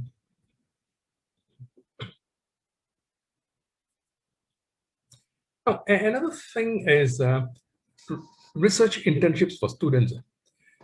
Now, we want our students, to look upon scientists as role models. So that is the reason why, we have two initiatives in place where our students work with university scientists on their research. The Science Research Program of the National University of Singapore, the Technology, Engineering and Research Program of the Nanyang Technological University. Now, these two initiatives have been in place for quite some time, and students have benefited from this program by working with scientists, being inspired by them, and they've also even published research papers, with scientists. We also have another program called the Science Mentorship Program. Now, this is administered by the Ministry of Education, and students work in a range of research institutions. Besides the universities, we also have a range of research institutions. So students get placements in these laboratories and and work on research projects. And in fact, quite a number of students' work have been published in international journals. For example, here.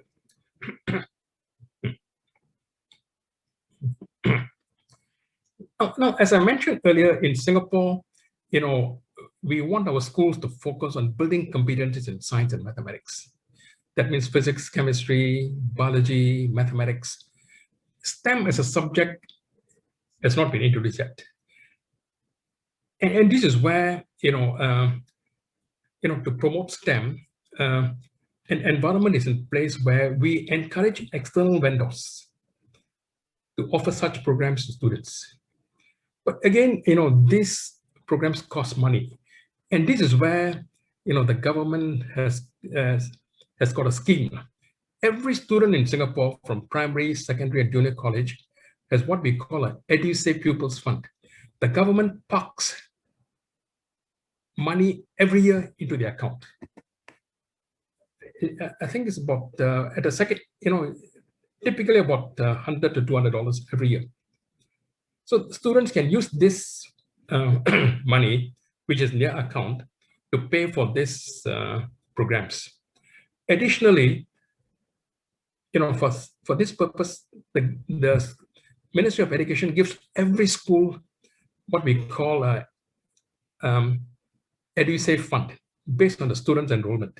So schools can also use this money to invite private vendors to conduct STEM programs and other enrichment programs for their students. So in other words, as it is, teachers are already doing a lot, for their core mission. So, to really introduce another subject called STEM in schools, maybe overloading students and even overloading teachers. So that's where, external vendors can come in. And this scheme has been very, very useful in promoting entrepreneurship in Singapore. Quite a number of these companies are formed by former staff of the Science Center, universities. So they offer such programs and also other private players as well. So it's been a great scheme, to offer, integrated STEM programs and other enrichment programs to schools. Again, funding is a problem, but this has been overcome, through the EduSave Fund and the Pupils Fund. Now, in summary, our students are living in an age where ICT is very pervasive. Globalization is rapid. Science and technology are advancing at a phenomenal pace. Singapore, we place a lot of emphasis on ensuring that our students, are inculcated with the necessary attributes when they're still in school. This is very important. When they're still in school, we want them to be strong in science, mathematics, project work, also get exposure to integrated STEM, so that when they move on to the workforce, they are STEM prepared. So in this case, in this context, STEM is recognized to be very important. Now, again, the point I want to mention again is that, there's little purpose in getting the schools to do everything. Why not let other players come in so that, the pie can be shared by many people? And this is where a partnership model in Singapore has worked very well. Partnership with non-government organization, partnership with the private sector, partnership with other agencies have been instrumental, in driving the cost of STEM education. Of course, we have to also mention our Ministry of Education and also our Teacher Education Institute and the high quality of teachers in our profession, in the teaching profession. But basically, with all this, the partnership model is able to bring STEM to the next level. With that, I complete my presentation. Thank you. Thank you very much, Dr. Subramaniam, for this wonderful presentation and for such detailed demonstration of how STEM is integrated in Singapore's education system. I really, really liked how the government directly supports science, STEM, and the overall education. And all these robotic competitions, different fairs, they all indicate how much attention the government of Singapore is now allocating to the STEM at schools, and it basically at all levels of education. Thank you very much, sir. It's always a pleasure. Ladies and gentlemen, I'm sure that you have loads of questions after such a great job, after such a great presentation about the Singapore case, but we have another presenter waiting for their turn. Please welcome Dr. Hyunju Park from the Chosun University. Before our presenter gets ready, I'd like to give brief information about our professor. She was a board member of a Korean Association for Science Education and National Curriculum Committee under the Korean Ministry of Education. Dr. Park has also been a vice president of Korean Convergence Education Committee under the Korean Ministry of Education and engaged actively in various STEAM projects in South Korea. Ladies and gentlemen, please cordially welcome our final guest speaker, Dr. Park. Okay, I'm going to present my paper. Okay.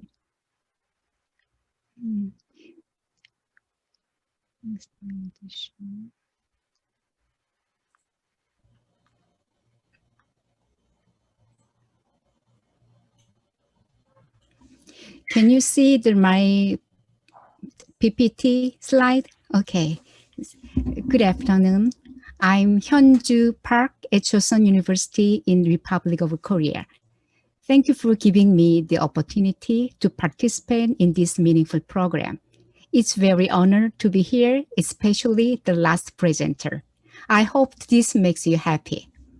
I'm going to talk about STEAM education partnership in Republic of Korea. The contents of my talk is as follows: introduction and what we learned from the partnership. Before beginning the main speeches, I'd like to talk about me and the outcome of the Korean STEM education. I was one of the members of Foundational Study for STEM Education Policy in 2011. Since conducting the project and developed action plans for STEM education in 2011, I have been carrying out several STEM education projects for Korea government agencies. For example, I had a project about the teaching and learning materials for robot, artificial intelligence, and hybrid automobile and big data, etc. I also had some project like Korean STEM education status in 2014 and the effects of 2015 Korean STEM education and an investigation of K-12 STEM education in 2020. The result of these studies and the key outcomes of STEM education in Korea over the past 10 years are summarized as follows. There are pedagogical innovation changes. For example, teachers' instructional movement and diversity of teaching method, and professional development of teachers on STEM, and increase the teachers' network and collaboration, and active partnership with out-of-school institutions, industries, and university and science center for expanding of education resources and experiences. Today's my talk is more focused on STEM education partnership in South Korea. This figure shows a framework for implementing STEM education initiative at the national level. There are 4 areas to nurture creative human resources of STEM: student, teachers, everyone in general, and the platform. This slide shows how to support the STEM education. There are 5 supporting program areas. First, incubating reading groups. such as Leader School, Teachers Research Group, and supporting to develop the school material for STEAM contents. Second, empowering teachers, such as 3-stage in-service teachers training program of nervous, competent, and expert.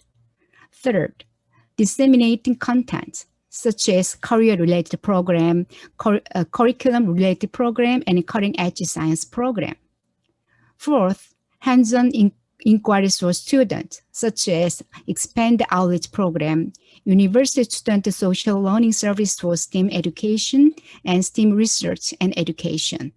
And lastly, systematizing infrastructure, such as STEAM materials in a textbook, in the curriculum, and innovation of classroom lab activity spaces and equipment. Also, they organize some kind of STEAM conferences. The main goal of partnership of STEAM education are collaboration, resources, and education training and engagement.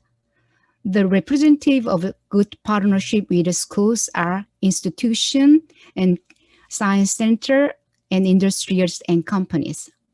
School can get benefits from partnerships, expansion of education experience, and use various education resources and some education opportunities for all. Science center and institute and industries and companies support lab and equipment and curriculum development, teachers development facilities. Moreover, they guide work experience adjusting time, new technology, even financing. The key to participating in this kind of partnership is to practice the organization's social responsibility. Students and their families are potential customers, and understanding and empathy each other are also incidentally important. For good and diverse education, schools have always needed partnership in Korea. However, for STEAM education, partnership is more needed to be STEAM education successful. STEAM education is multidisciplinary and rapid development of STEM field. The education resource of school is very limited, and just-in-time education is difficult. Moreover, needs of their current generation students are diverse and specific. However, in general of the Korean, teachers are limited to 1 or 2 majors and supposed to teach the content of the subject they majored in.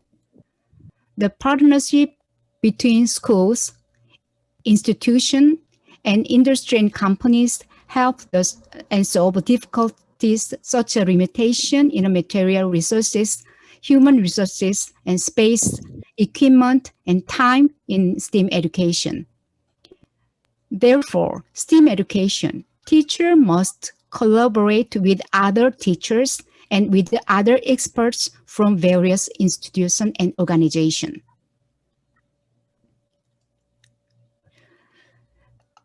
Let me show some cases and types of partnership for STEM education in Korea. There are many kinds of partnership in different types of organization and company. Partnership could exist between school and university. Sometimes regional district office of education make partnership with the university. After partnership is formed, collaboration is carried out with the schools in school district. The left photo is for partnership between Jungsan Elementary School and Ulsan Science University. Right photo is for a partnership between Office of Gyeonggi Education and Hanyang University. This slide shows for STEAM teaching and learning materials.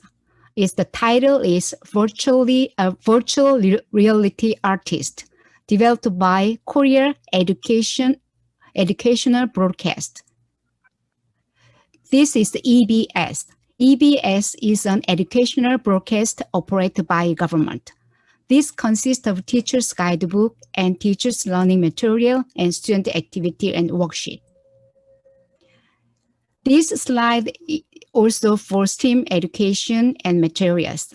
AI, Artificial Intelligence STEAM Workbook, developed by Korea Institute of Robotic of Technology Convergence. CAIRO, we call CAIRO. CAIRO is a kind of academic association for robotics and technology. This also consists of a teacher's guidebook and student learning material and activity and worksheet.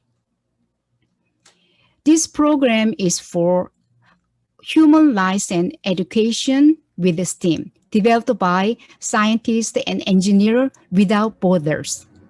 SEWB is an organization that aims to disseminate appropriate science and technology to developing countries. This slide for STEAM material, Science Beyond Imagination, Smart Factory Field Trip Program by POSCO. POSCO is steel company. You see many kind of partnership in Korea, like institutions, science center, and even some private company. Korean STEAM education status that I am aware of at the beginning of STEAM education, the central government, such as COFEC, has played a key role. Individual school STEAM education initiative has been implemented based on a government strategic plan, which involves setting STEAM education policy, supporting government funding, and developing the curriculum, etc. This top-down and government-led approach is effective and efficient to get visible results within short time. But this approach has some fundamental limitation to make a sustainable climate for STEAM education in every school. However, as the STEAM education progressed, students, teachers, parents, and society began to talk about the effects and outcomes of STEAM education. Some organizations participating in the partnership also began to emphasize on the importance and necessity of STEAM education. STEAM education is leading a change in education along with the changes in the perception of people in the society. This is an online platform that provides STEAM education resources, such as text, activities, teacher's guidebook. On this website, the outcome of the partnership are uploaded here. And let's take a short look here.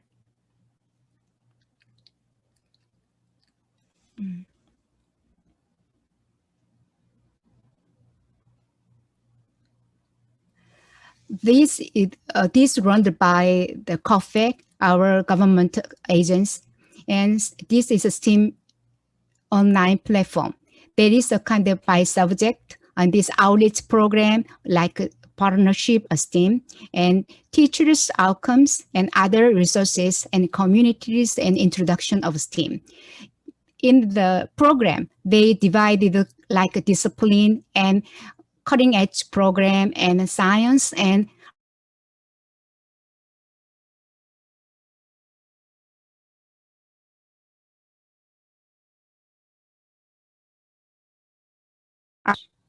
I'm sorry.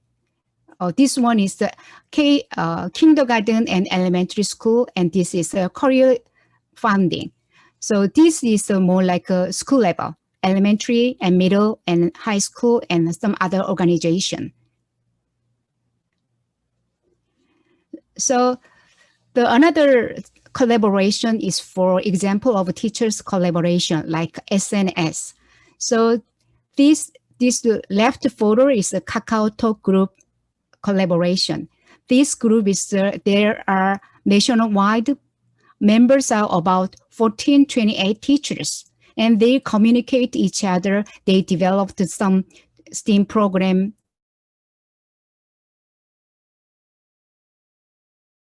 small size of collaboration and communication. They're using the SNS as share information, construct STEM material, and solve problem.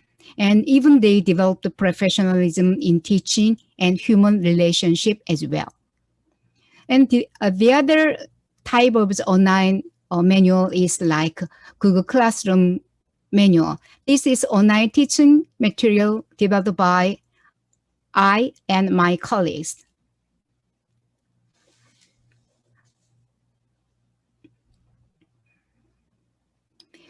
This is a Google site. You can look at some kind of things. There is some kind of a lesson plan and some guidebook and hybrid, like some kind of online material, how to use this. And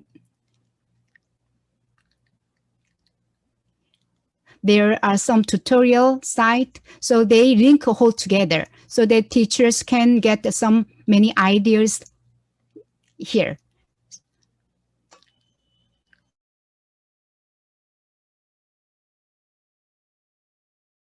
I'm sorry. The other types of is this NABI. NABI is a private art center.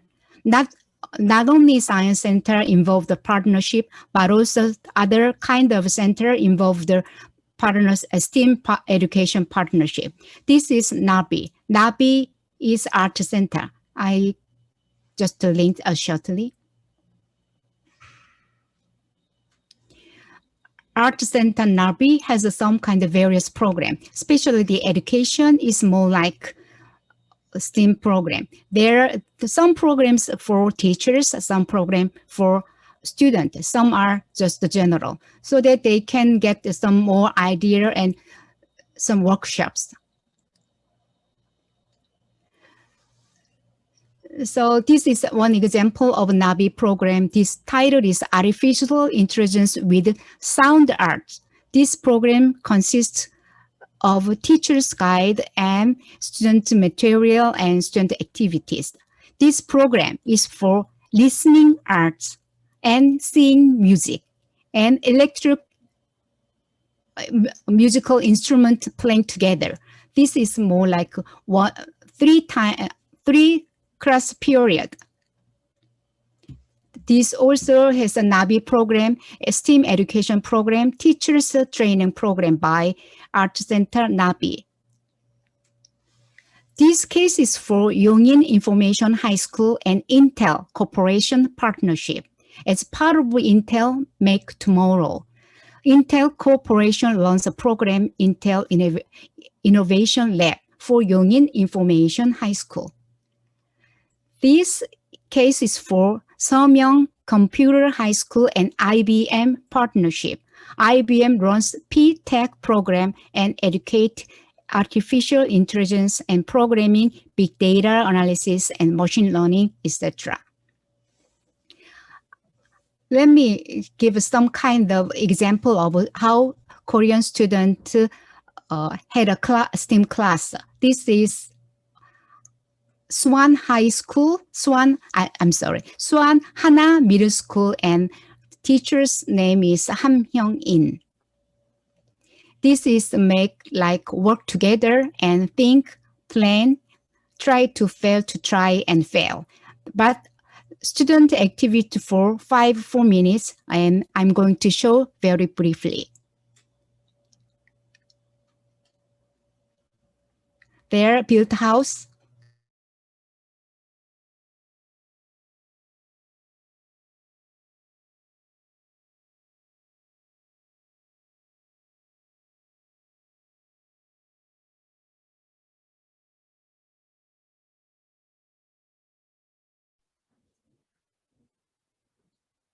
Hello, Dr. Park, are you there?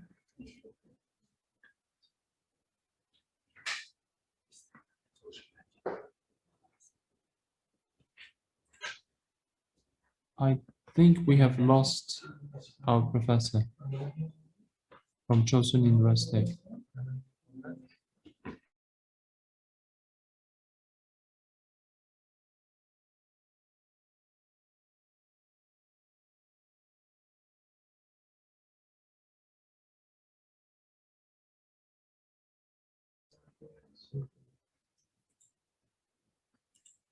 All right. Let's just wait for another couple of seconds until our professor returns.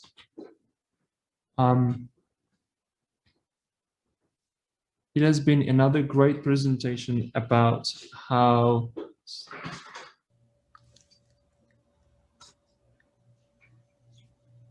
Excuse me? Yes, sorry, Oh. we've lost you. We've lost you Yes, for a while. I'm Sorry. I have to leave because there was some problem, technical problem. Can I continue? Yes, please. And Professor, please kindly a kind note that 4 minutes left. Oh, So, okay. all right, So, thank you.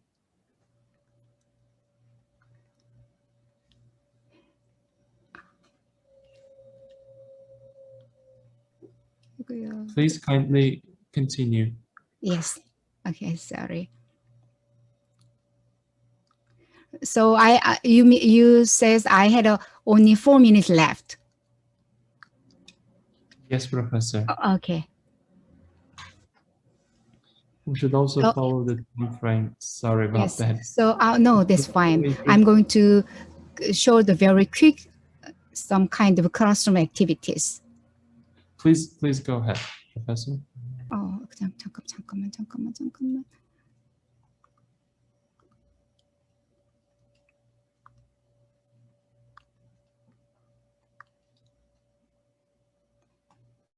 Okay.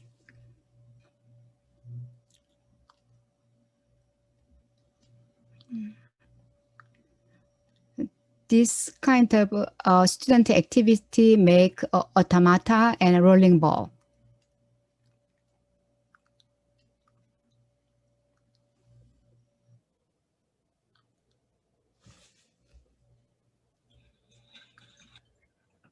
Professor, to show us that video, I guess you need to reshare your screen. First of all, go and choose that video. Just start playing it and pause it there, and then reshare the screen. Oh, okay. You mean that I have to reshare my screen? Yes, by choosing that video you want to present. Okay. And then 잠깐만 여기서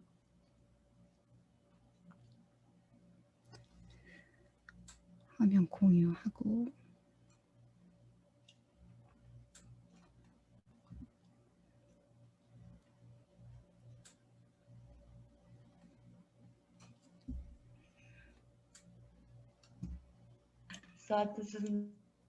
아이고. I think it doesn't work. It's some reason. 이거 왜 이러지?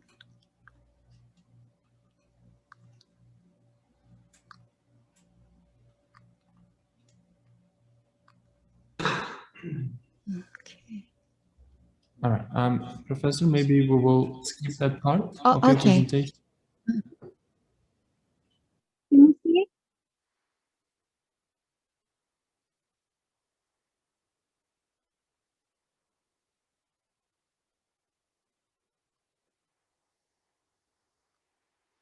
Oh, no, it doesn't work. Okay. We can see your presentation. Okay.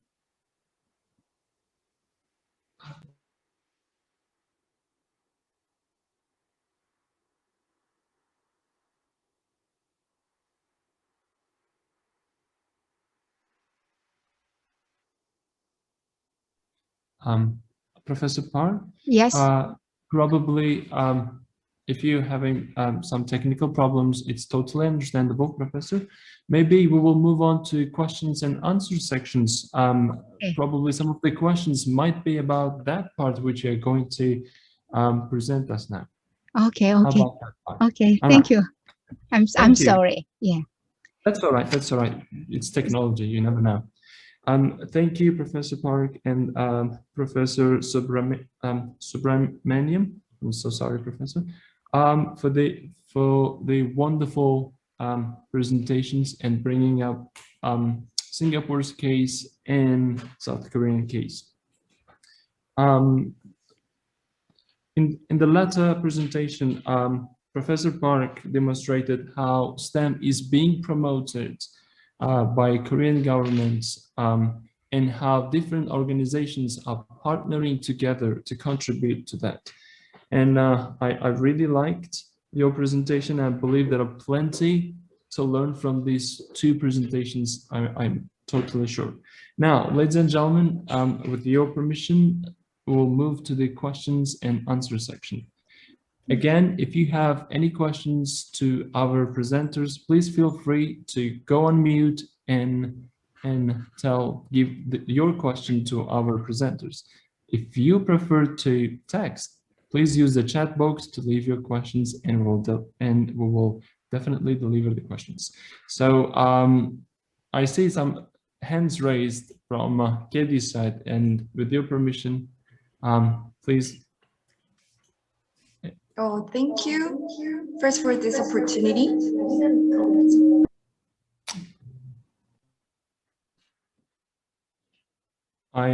I guess, Ms. Kim, that's all right. All of your partners sitting in the same room.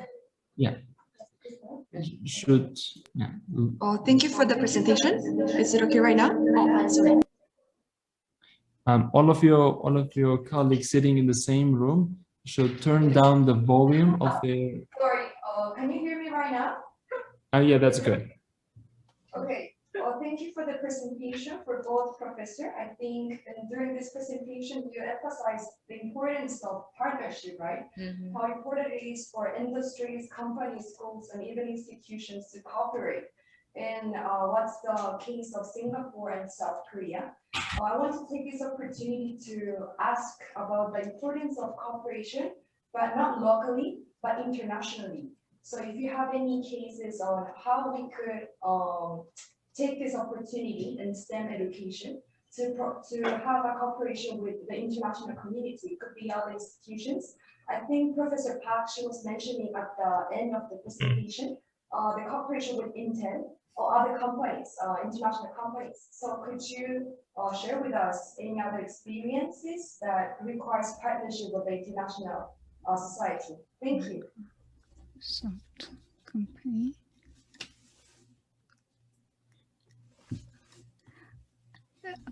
May I answer? Yes, and there are many kind of companies that had some kind of STEM program, especially Microsoft. There are some STEM program for women. So their high school girl can enter some summer camp, they work together.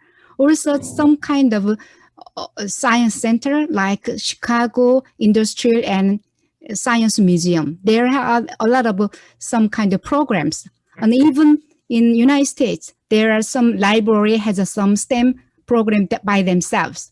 So many there are partnerships. How can list up, because of there are too many different type of partnership as organization.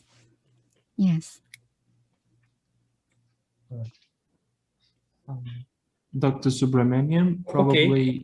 Okay. Yeah. In Singapore, besides the partnership models, which I have talked about, there are a lot of other partnerships which I have not discussed. For example, even within the Science Center, there's quite a number of STEM programs which are organized for public and for visitors as well.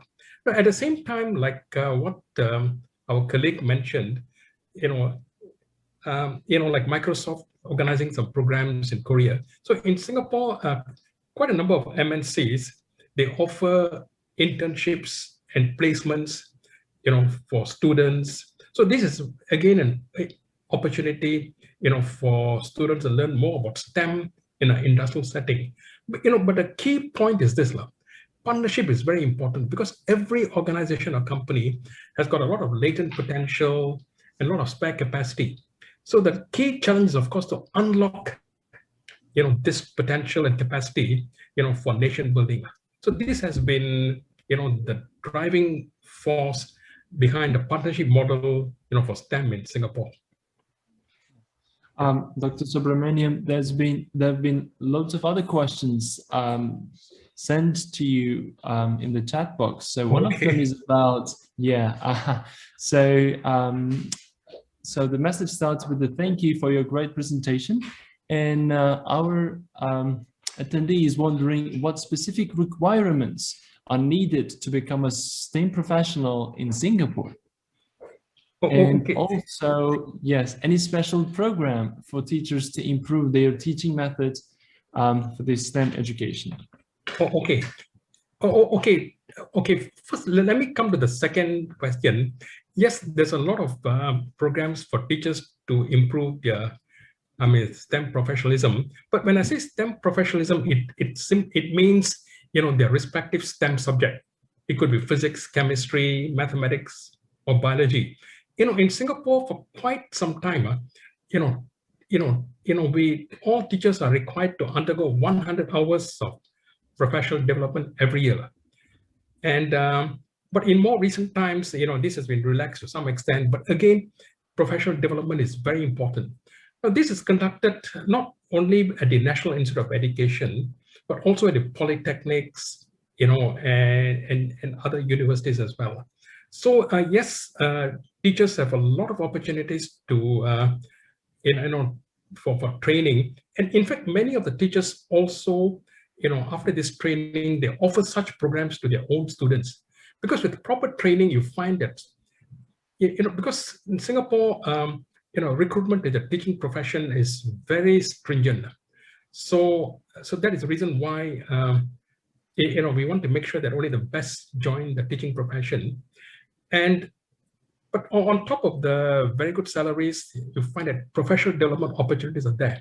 But more importantly, professional development programs, training programs, these are very much part of the landscape. And may I know what is the first question? What is the first question you mentioned?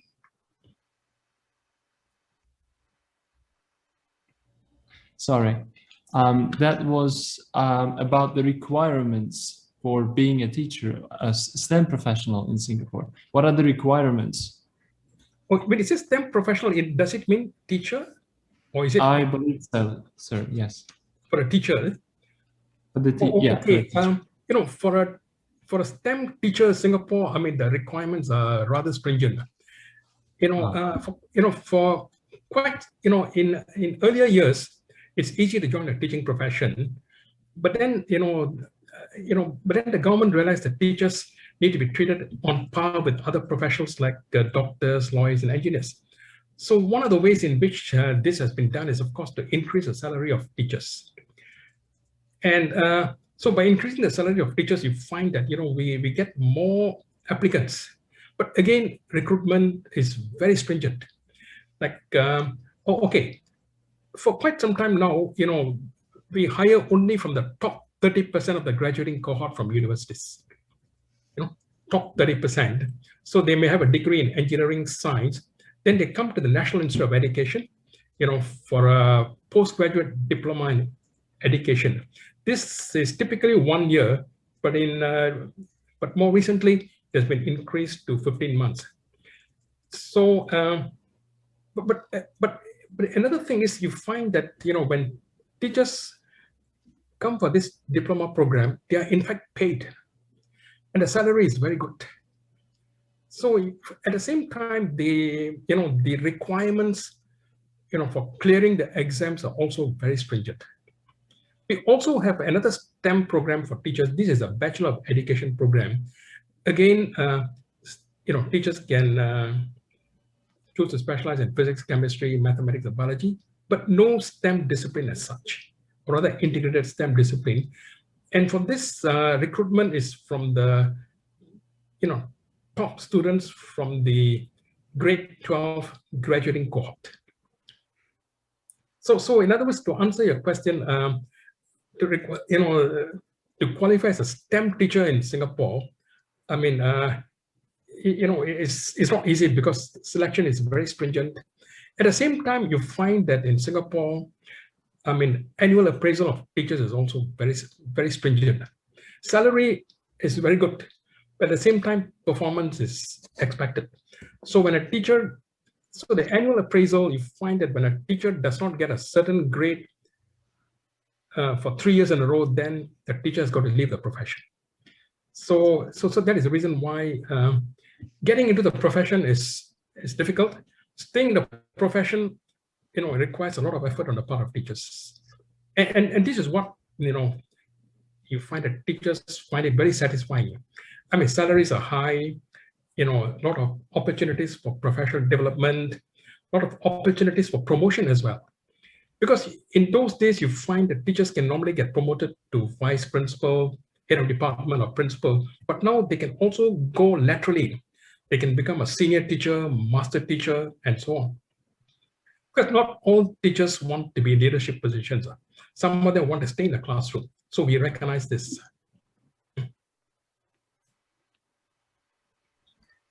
Yes, thank you very much. Here is another interesting question, but this one to Professor Park. Professor Park, you said that even people, society started talking positively about the outcomes of the STEM education in Korea. Is there any, how did you come to this data? Is there any organization who monitors and follows the reactions and the change in the, for example, parents' attitudes towards schools, towards the quality of education at schools?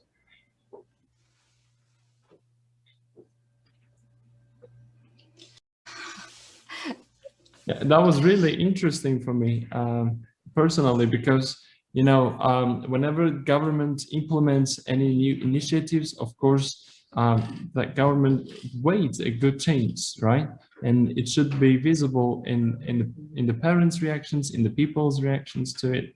So, but how is this done in Korea? Actually, I had a project like 2014 and 2015. Before STEM education, the main teaching type is a lecture. But after STEM education is applied to the classroom, classroom instruction has been changed. So the student can learn more like they learn by activities, by doing. So that's why the parents and students talk about the STEM education more fun and more to learn. That's why the people recognize the STEM education much better than the other lecturing things. Right. Okay. Thank you, Pam. And here's another interesting question popped up in the chat box. So both countries seem to have strong government-led initiatives of promoting STEM, while Finland seems to have different approach. So at the initial stage of the promotion of STEM, what was a key role of the Ministry of Education and education practitioners? Thank you, Mr. Tajima. Okay, let me answer this question, for the Singapore context. In Singapore, education is very much driven by Ministry of Education. So that means Singapore's standing in international rankings is very much due to policy directives from our Ministry of Education. Our Ministry of Education is very proactive, in promoting STEM. But when I say STEM, it means science, mathematics in school, plus also giving support for STEM, like for example, the Science Center and other agencies. Now, at the same time, our Ministry of Education tracks international developments very carefully. And they look at best practices from other countries and see to what extent, we could integrate it, into the local context. So this has been a very key consideration. And, in order for such practices to be embedded within the system, training is very important. So the Ministry of Education gives a lot of opportunities for training. They hire experts, sometimes even from overseas, to provide training. So to answer this question, at the early stage, STEM was not very much there in the picture, but even now you find that the emphasis is still on science, the science subjects as well as mathematics. But again, a lot of support is given to promote integrated STEM through other agencies like Science Center, A-Star, and other partners. In Korea, I must say the initial stage of promotion of STEM are the key role of Ministry of Education is money. They put a lot of budgets and money to the teachers and schools and some kind of materials. Yeah, that's why I'm thinking.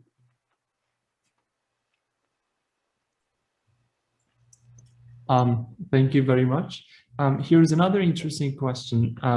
And this question is about the role of private sector in promoting in promoting STEM.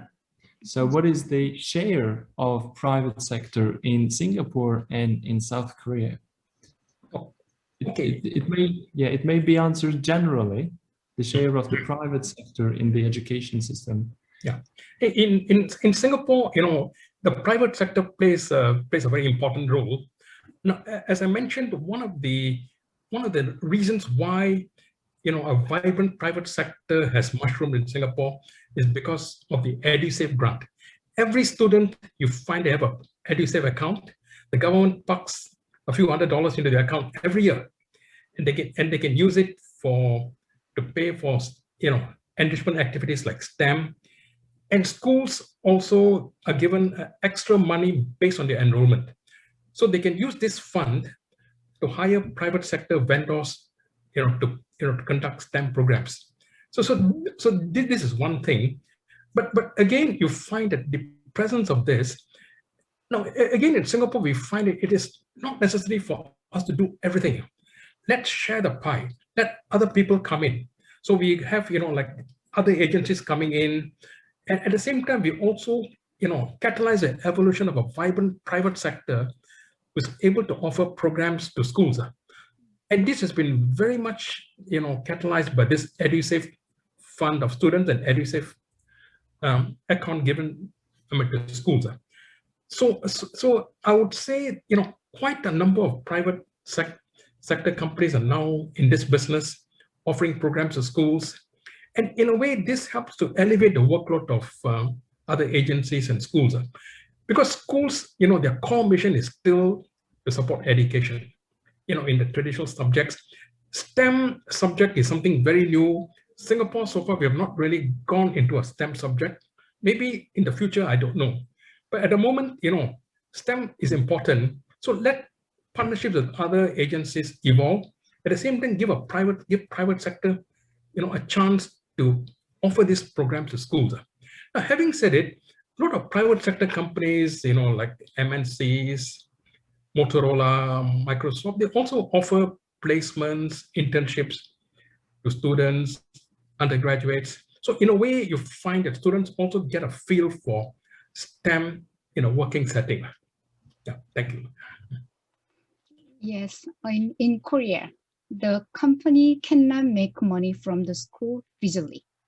So that the private sector and like company has they believe students and parents are potentially customer.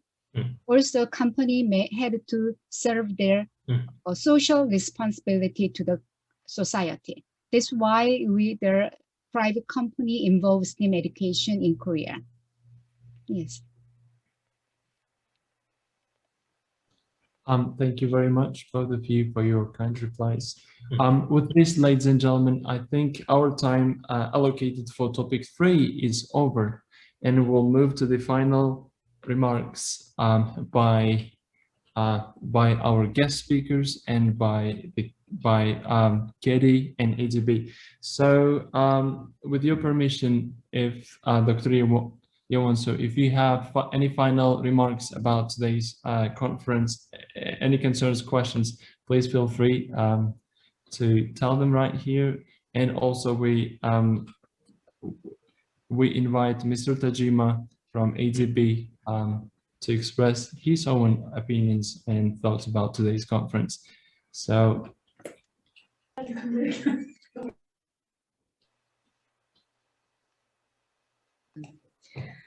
Okay, hi.